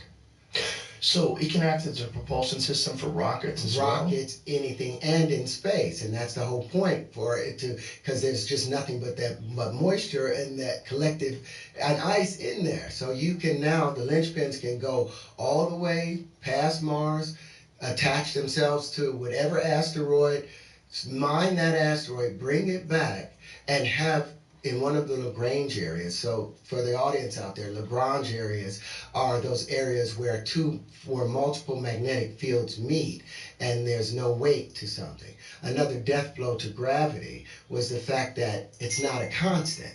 It could not be a constant because things weigh heavier on the poles of the Earth than it does on the surface of the poles than it does at the equator. They're heavier at the poles than they are at the equator. And the further away from the Earth you go, the less it goes. So there's no consistency about gravity. It is not a constant. It is a coefficient, and it's more so just an effect. And it's the same thing with the Planck scale. You look at the Planck scale or the Planck length or the Planck weight. All of those things are based upon gravity, and they're supposed to occur at 10 to the 15th, 10 to the minus 15th, the Planck scale, but at 10 to the minus 35 is where the proton and all of that behaves. They have gravity inside of there as if it's affecting it, but they've already said that at a small molecular level, at the nuclear level, gravity has no effect. So how is that part of a Planck scale? There's a guy, Fleming, that talks a lot about this, but you take that, you look at the speed of light. Is that a constant?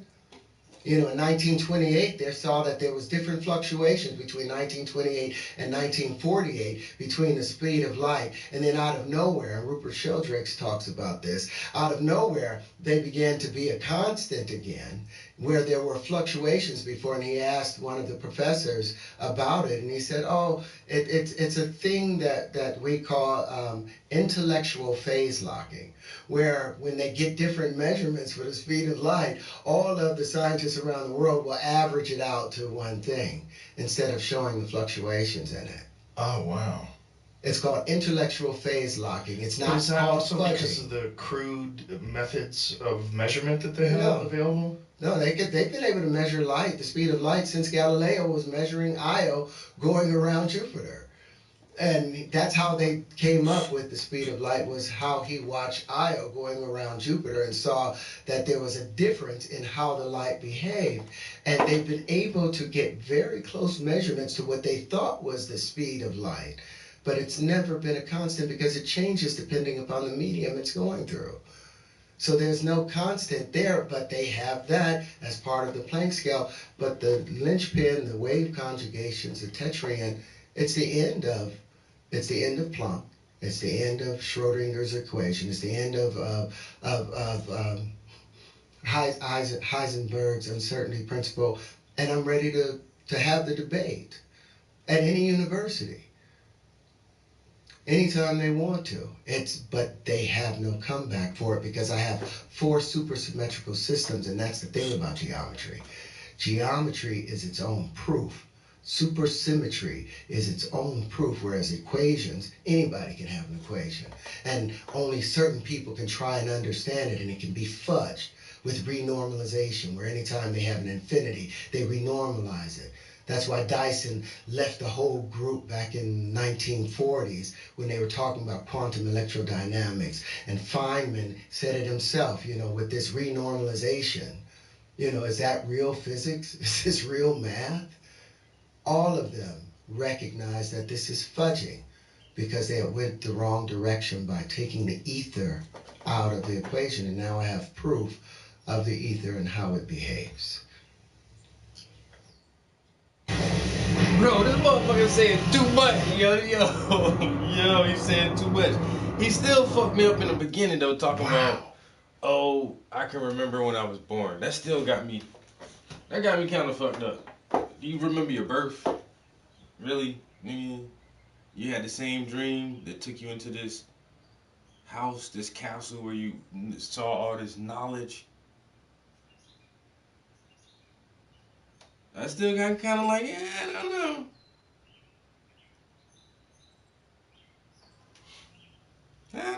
I don't know about that part, but hey, everything else he's saying, man, this motherfucker sound like a straight up fucking genius.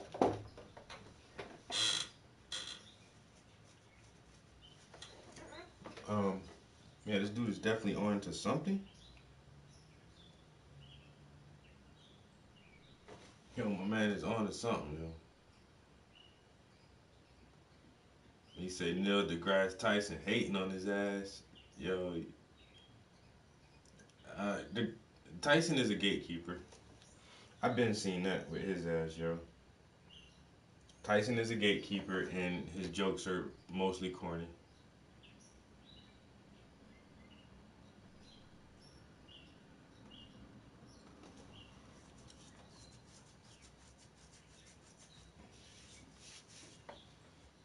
His jokes are corny as hell. I wish I could really, truly understand exactly what you're saying. Because I'm kind of getting it, and you're doing a great job explaining it. But if you're right, that really changes everything. Everything. And it accounts for why physics kind of hits a stalling point. They've been going in the wrong direction. 96% of physics is unknown matter that they've had to make up to account for it, and we were able to build Saturn without that. We were able to show the extent. The fact that it also has a hexagon is very bizarre. The age of the universe. You can wind up all of the satellites, all of the planets in every solar system, and can wind up and get back to the real age of our universe. Would be gazillions of years based upon this drift. If you walk away from that Big Bang or special relativity, because that was the cause of all that. Black holes came from the thought of gravity going crazy. When gravity goes crazy, light won't even be able to escape from it because light was thought as moving as a particular constant. Right. We've just killed that. What do you think a black hole is? It doesn't exist.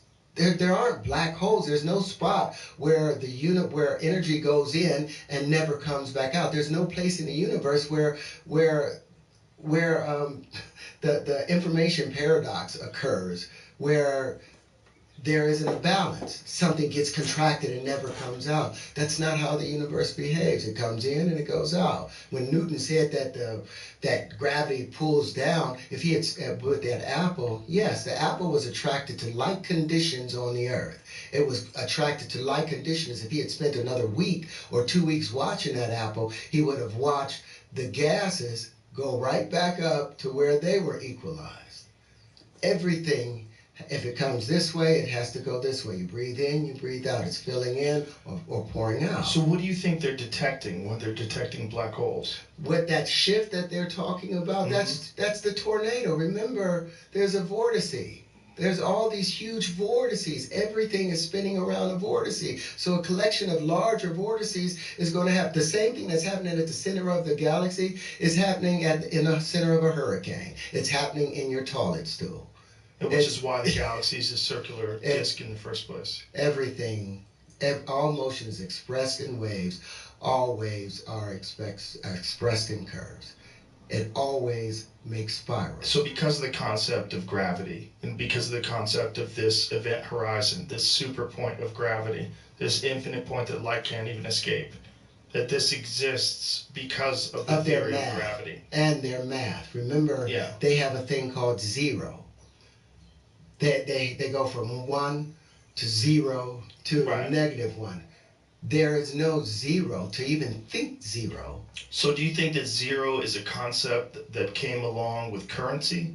It should be attached to currency in that regard, because in physics, it's either nothing remains still. There's nothing still in the universe. There's nothing that doesn't have motion, because everything is connected. So if one thing is still, everything that's connected to it has to be still. There can never be one thing still. So as electricity tries to get to its balanced state, right when it gets there, magnetism takes over and it pushes over. So there's this pendulum, and as soon as it gets to this state, it bounces off that other noble gas, and it makes its way all the way back over here, and it's about to have equanimity, and then it gets pulled back into the other direction. And that's the breathing in and breathing out, and the pendulum effect that we've all observed in natural phenomena in the universe. And that's a part of everything. Everything behaves that way. Every one of our cells. It comes down to our cells are made up of water, mostly water, 80%, 90% water somewhere. Water is hydrogen. Hydrogen has 12 vortices.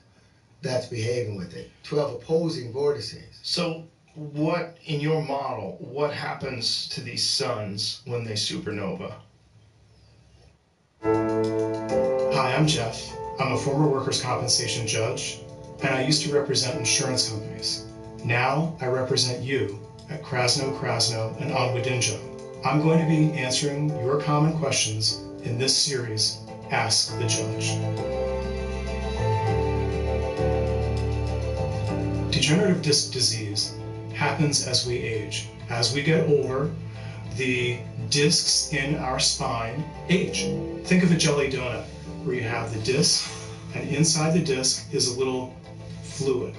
As we get older, that fluid dries up, the disc becomes harder, and you can develop pain, stiffness, and limited range of motion. Basically, once you're over 20, you can expect to have some degeneration in your spine. Some people have degenerative disc disease and don't even know it. It causes them no problem, they have no pain, they can do their job until they have a work injury. Once you have that work injury, it can result in symptoms that you never had before, such as radiation of pain down. Everything gets old and die. Everything gets old and die. And does everything recompress? It has to. If you breathe out, what happens to that air? Another plant breathes that air in. So would this be the universe itself? Would it be galaxies? Would it be... Everything behaves the same way. So as the sun expands and projects and ejects particles, they expand, they go further and further from the sun, and at a certain point they come back. Well, at a certain point, what do they hit? There's other expanding stars and So like waves colliding. Yes, and from retreating. the other star systems. They have an expanding. What is the thing? The solar wind. They have expanding solar winds. So when they meet, our star meets the solar wind from another star at that end of that spot. Now there's two pressure conditions. So you have another Lagrange spot that's happening there. That's when those waves start coming back, but they get hit, and if they hit at 120 degrees, because that's how the universe is arranged, now these things become electric. So they, instead of coming from the planar side and expanding out at the equator, they now come back up from the northern and southern parts. So does this account for stellar nurseries? Yes. All of these things are just pressure conditions hitting each other. And they're causing that. That's where the Birkeland currents are running through, those higher electrical fields. But everything in the universe is just electricity. And we call it magnetism when it's devitalized, but it's still electricity. We call it the radiative side, it's the feminine side.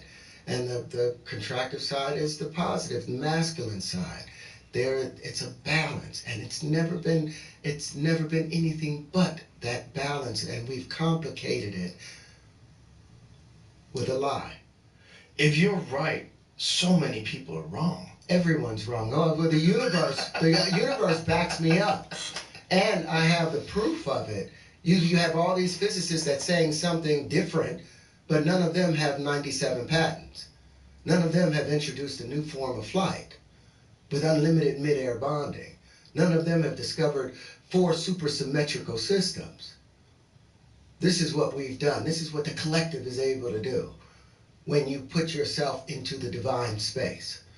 Because that spirit is waiting. It's just like, okay, are you going to make yourself available for it? So let me ask you this. Like, if I had a magic wand and I allowed you to not just show this, but allowed all of these people that have these opposing ideas. Oh, Mizu was good, bro. You debate them, you duke it out, you emerge victorious, okay? With this magic wand, and now people go, just listen to Terrence.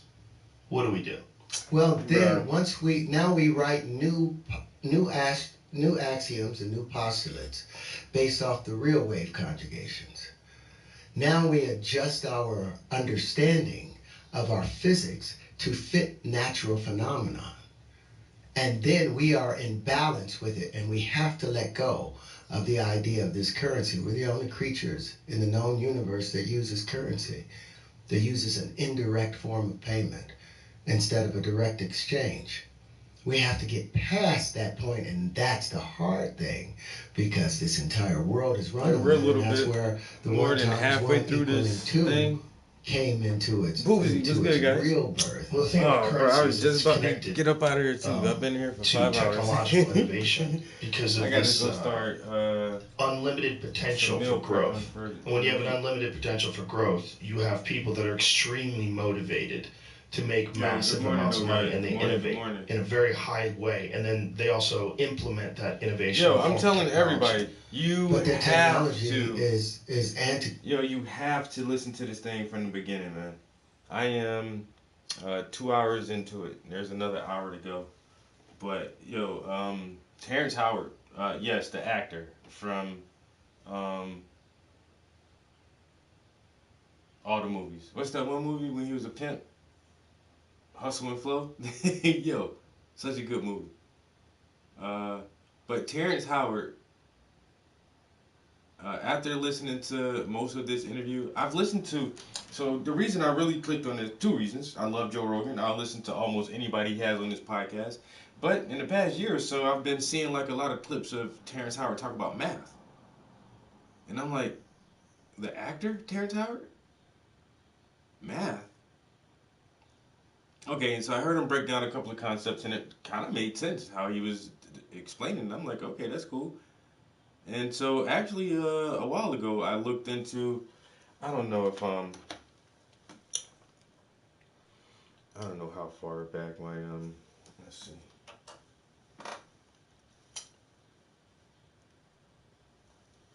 Because this has been a while ago.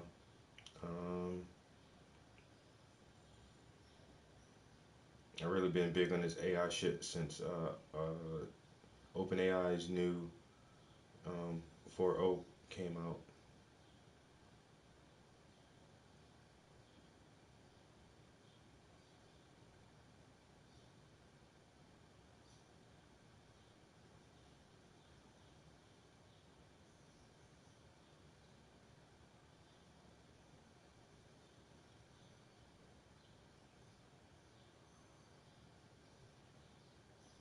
Yeah, all I do is watch fucking AI stuff and other people play video games, and then I watch my own stream. I don't actually watch my stream, I just give myself a view, and I put my stream up on the laptop so I can read the comments without turning around and looking at the TV. And most of the time, I don't even do that. So, here is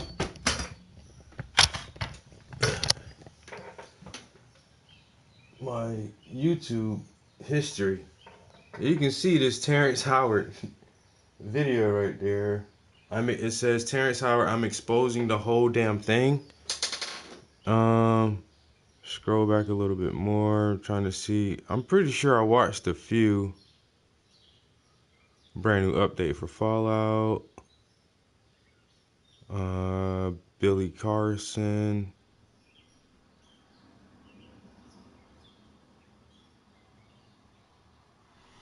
Terrence Howard's speech will leave you speechless.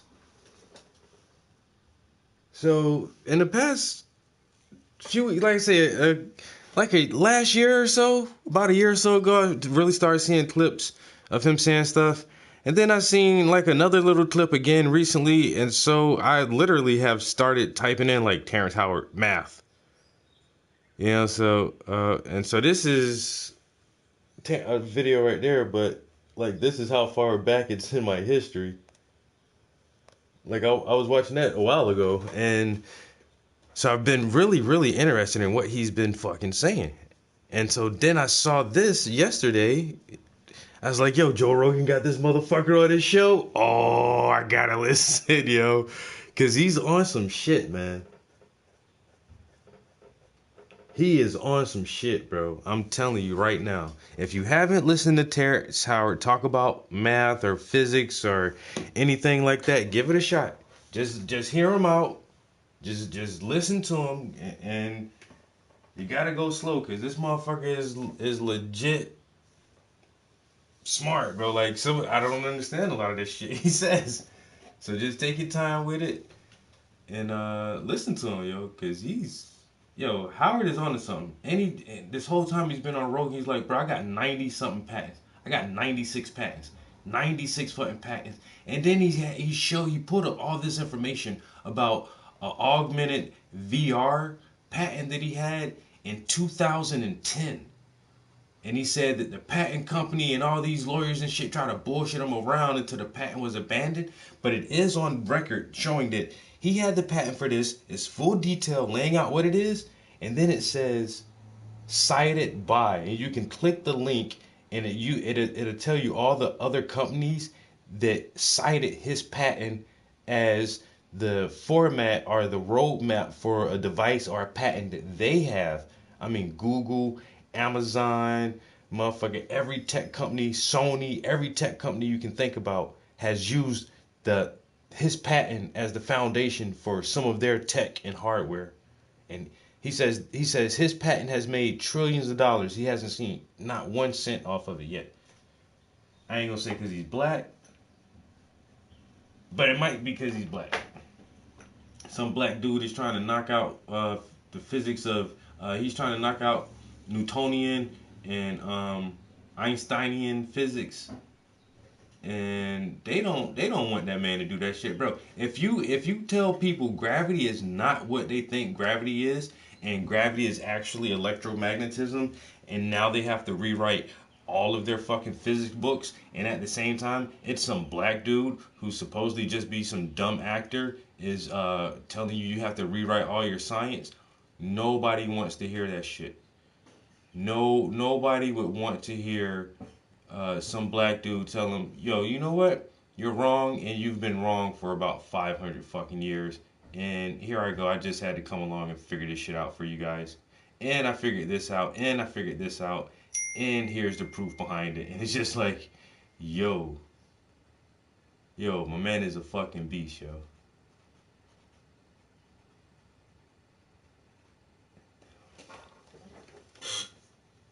And then like he made one comment too. He was like, bro, I'm a well-known actor. I've won tons of awards. I've been in movies and TV shows. Like, my name is well known. My face is well known. People know me around the world. People know me.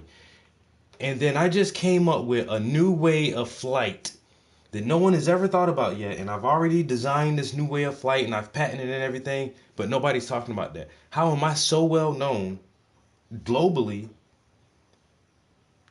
And I come up with an awesome idea and nobody's talking about that shit. That's called blackball. That's called being silenced. Terrence Howard, man, look, man. I'll give him a listen, man. Hey, man. Terrence Howard, man. Oh.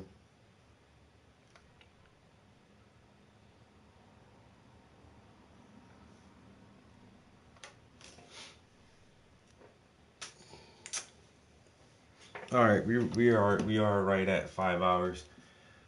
So we did about 7 hours yesterday, but yesterday was Saturday. We got some good time in today, but today is Sunday, and I have work tomorrow, so I need to get shit prepared for the upcoming week. So it always feels like I just have one day off a week. Like Saturday is your one day off, where you can sleep in late and get up late. I mean, where you can go to bed late or get up late. But now that I gotta go back to work tomorrow, I gotta get shit ready for my work week. So I'm gonna go ahead downstairs and start meal prepping. Somebody asked me why I don't do cooking with the Prince anymore. I could do that today. I could do some cooking with the Prince. I ain't want to set off my smoke detector though, and y'all motherfuckers start fucking picking at me and shit.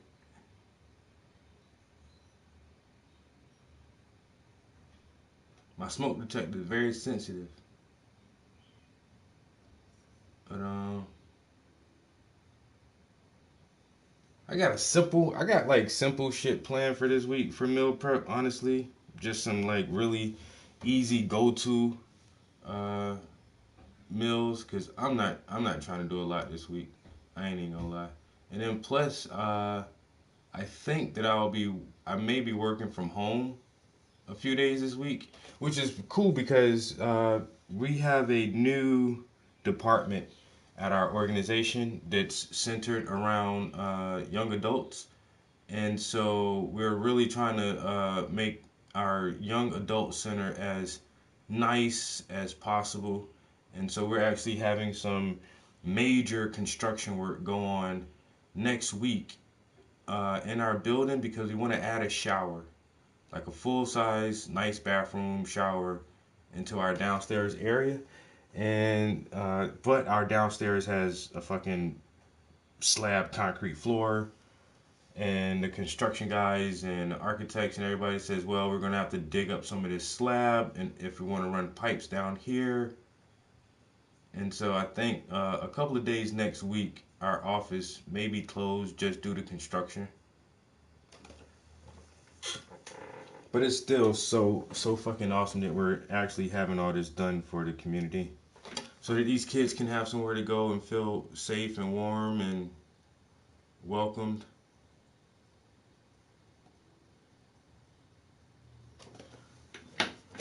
All right.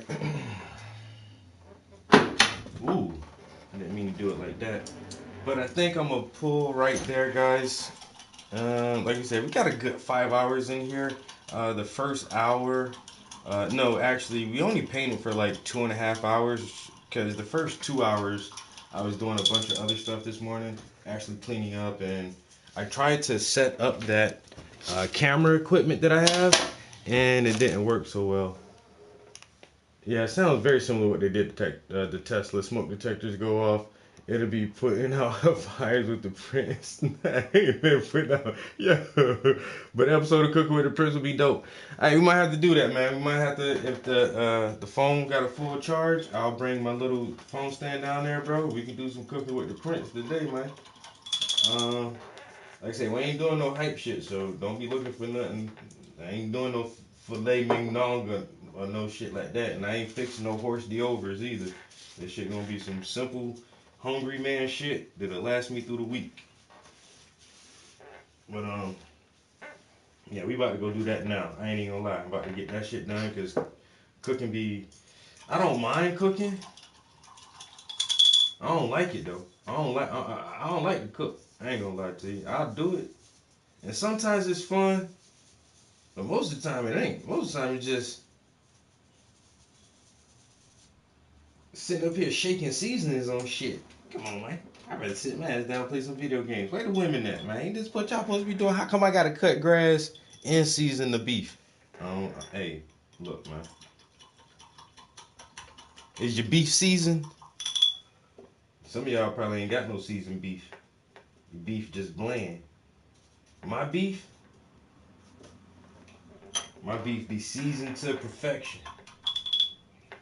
You know what I'm saying? Nah, it ain't seasoned to perfection. And nothing I got, hey bro, I'm telling you right now, there's gonna be some real quick shit, cause nothing I got is marinated or nothing. I ain't pre nothing yet. I'm about to go rip some shit out the packages and put some heat to that bitch, and we gonna do it just like that. Me and my girl made seafood mac and cheese yesterday, and it turned out amazing. I ain't get to taste that shit. I want some goddamn shrimp and crabs up in my mac and cheese too, bitch. We made seafood mac and cheese. That shit sound bomb as hell. You know what? I'm gonna have to put that on my list. Cause last week I made bacon. Bacon mac and cheese with cheddar and Gouda. Man, that shit was bomb. But yeah, throwing some seafood up in the mac and cheese. Take the bacon out. Put some shrimp and crab, some lump crab meat in your mac and cheese. Boy, you done gave me an idea, boy. Let me find out, boy. Next week. That shit might have to be on my menu next week, dog. I only cook microwave food. What? It's not good, but it's quick. Bro, don't do that. I ain't gonna lie, yo. I ain't calling no names, but one of my coworkers, a lady too, man. This the part that be killing me. A lady. Bro, 4 out of 5 days, at least 4 out of 5 days, man, she be having microwave food, like the little thing with the cellophane on top, you peel, and it be like, you know, chicken and mashed potatoes or Salisbury steak or whatever she be eating, but like, the little box, lean cuisine, like, yo, she eat that shit like a couple times a week. I'm like, you don't cook? Like, you're a lady, like, you don't ever cook dinners and just bring leftovers? I don't know. I couldn't do that shit. I tell you what I do. The box foods I do eat, I ain't gonna lie, yo. I keep a little frozen pizza on hand. I gotta have at least one frozen pizza in the freezer. That's for like that real quick. It ain't even no meal, nigga. That shit like a snack. I done smoked so much weed and I'm too lazy to really cook something, so I'm gonna just eat this pizza. And I do the same thing with there's a certain brand.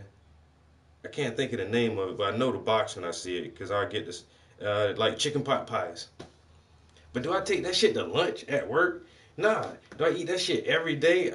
Man, I got a chicken pot pie in that deep freezer, but that shit been in there for a couple months. At least a month and a half. Cause I cook. Like, I ain't really been so lazy where it's just like, fuck everything. I'm just put a chicken pot pie in the microwave. But nah, one of my coworkers, I swear, bro, like almost every day.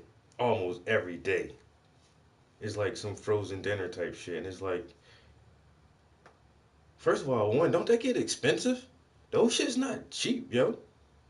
That shit ain't cheap. That's like, them shits be like $9 sometimes. $8, $9 for those little meals. I could take $12 and make me 6 meals off of that bitch.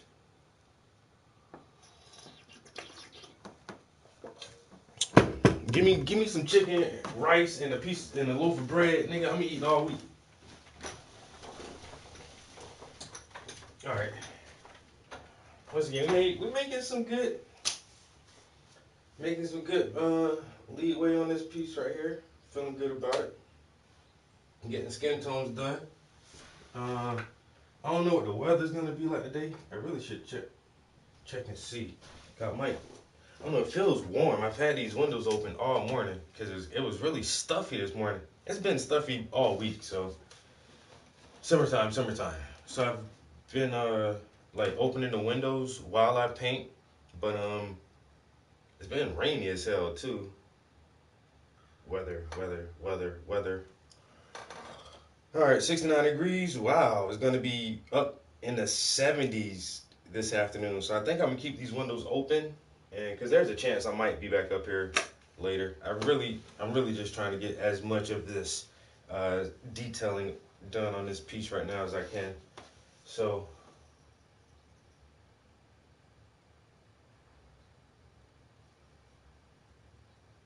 what we about to do.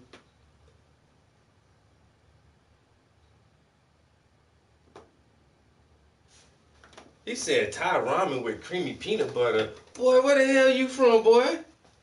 Boy, I ain't gonna look, man. I got I got the Asian peanut butter sauce, and you know peanuts, and you go good on some things. I even had like peanut butter chicken sometimes. This motherfucker said Thai ramen with creamy peanut butter in my noodles. You put peanut butter in the noodles? I don't know, man. I ain't gonna order that. You order it and I'll taste yours. I ain't gonna order that shit myself and try to eat a whole bowl of nah. You order it and I'll taste yours, and if I like it, I'll order it next time. But I ain't about to eat that shit. I ain't about to, give me a hamburger. It's hard to fuck up a burger. You order the peanut butter noodles. Let me taste your shit first. Nah, I'm good. It ain't nasty, but I don't think I can eat a whole bowl of it neither. You take the Thai ramen with creamy peanut butter. What the hell? That sounds experimental. That sounds a little experimental right there. You know what I'm saying? What I put in my ramen, I put scallions, I put motherfucking onions, I put some goddamn some cilantro, and either some shaved beef, alright, some kind of fish in that bitch, man. And I'll drop 2 eggs in there and like softball the eggs. And this man said, throw some creamy peanut butter in that bitch too. I don't know, that's like somebody told me put mayonnaise on your corn when you put your corn on the grill. It's like you like corn on the cob on the grill? Like, hell yeah. You ever put mayonnaise on it? Like, hell no. You put mayonnaise on it? Mayonnaise? I don't know, man. Let me get my ass downstairs. I got the phone. We about to, hold up. Let me go ahead and grab everything. I got my phone. I'm gonna grab the stand. I'm gonna grab an iPad too, because we might, I'm gonna grab the iPad. I'm gonna grab the speaker, the other little small Bluetooth speaker, and we'll throw some music on and season some meat and see if y'all want to make a bet to see if I can cook the whole meal without setting the smoke detector off. I'm taking bets now. Is he gonna get a buzzer or no buzzer? If y'all gonna chill for a little bit longer, I'll catch y'all downstairs in a few minutes. And if not, I hope y'all have a good rest of y'all day, and I will catch y'all next time. Peace.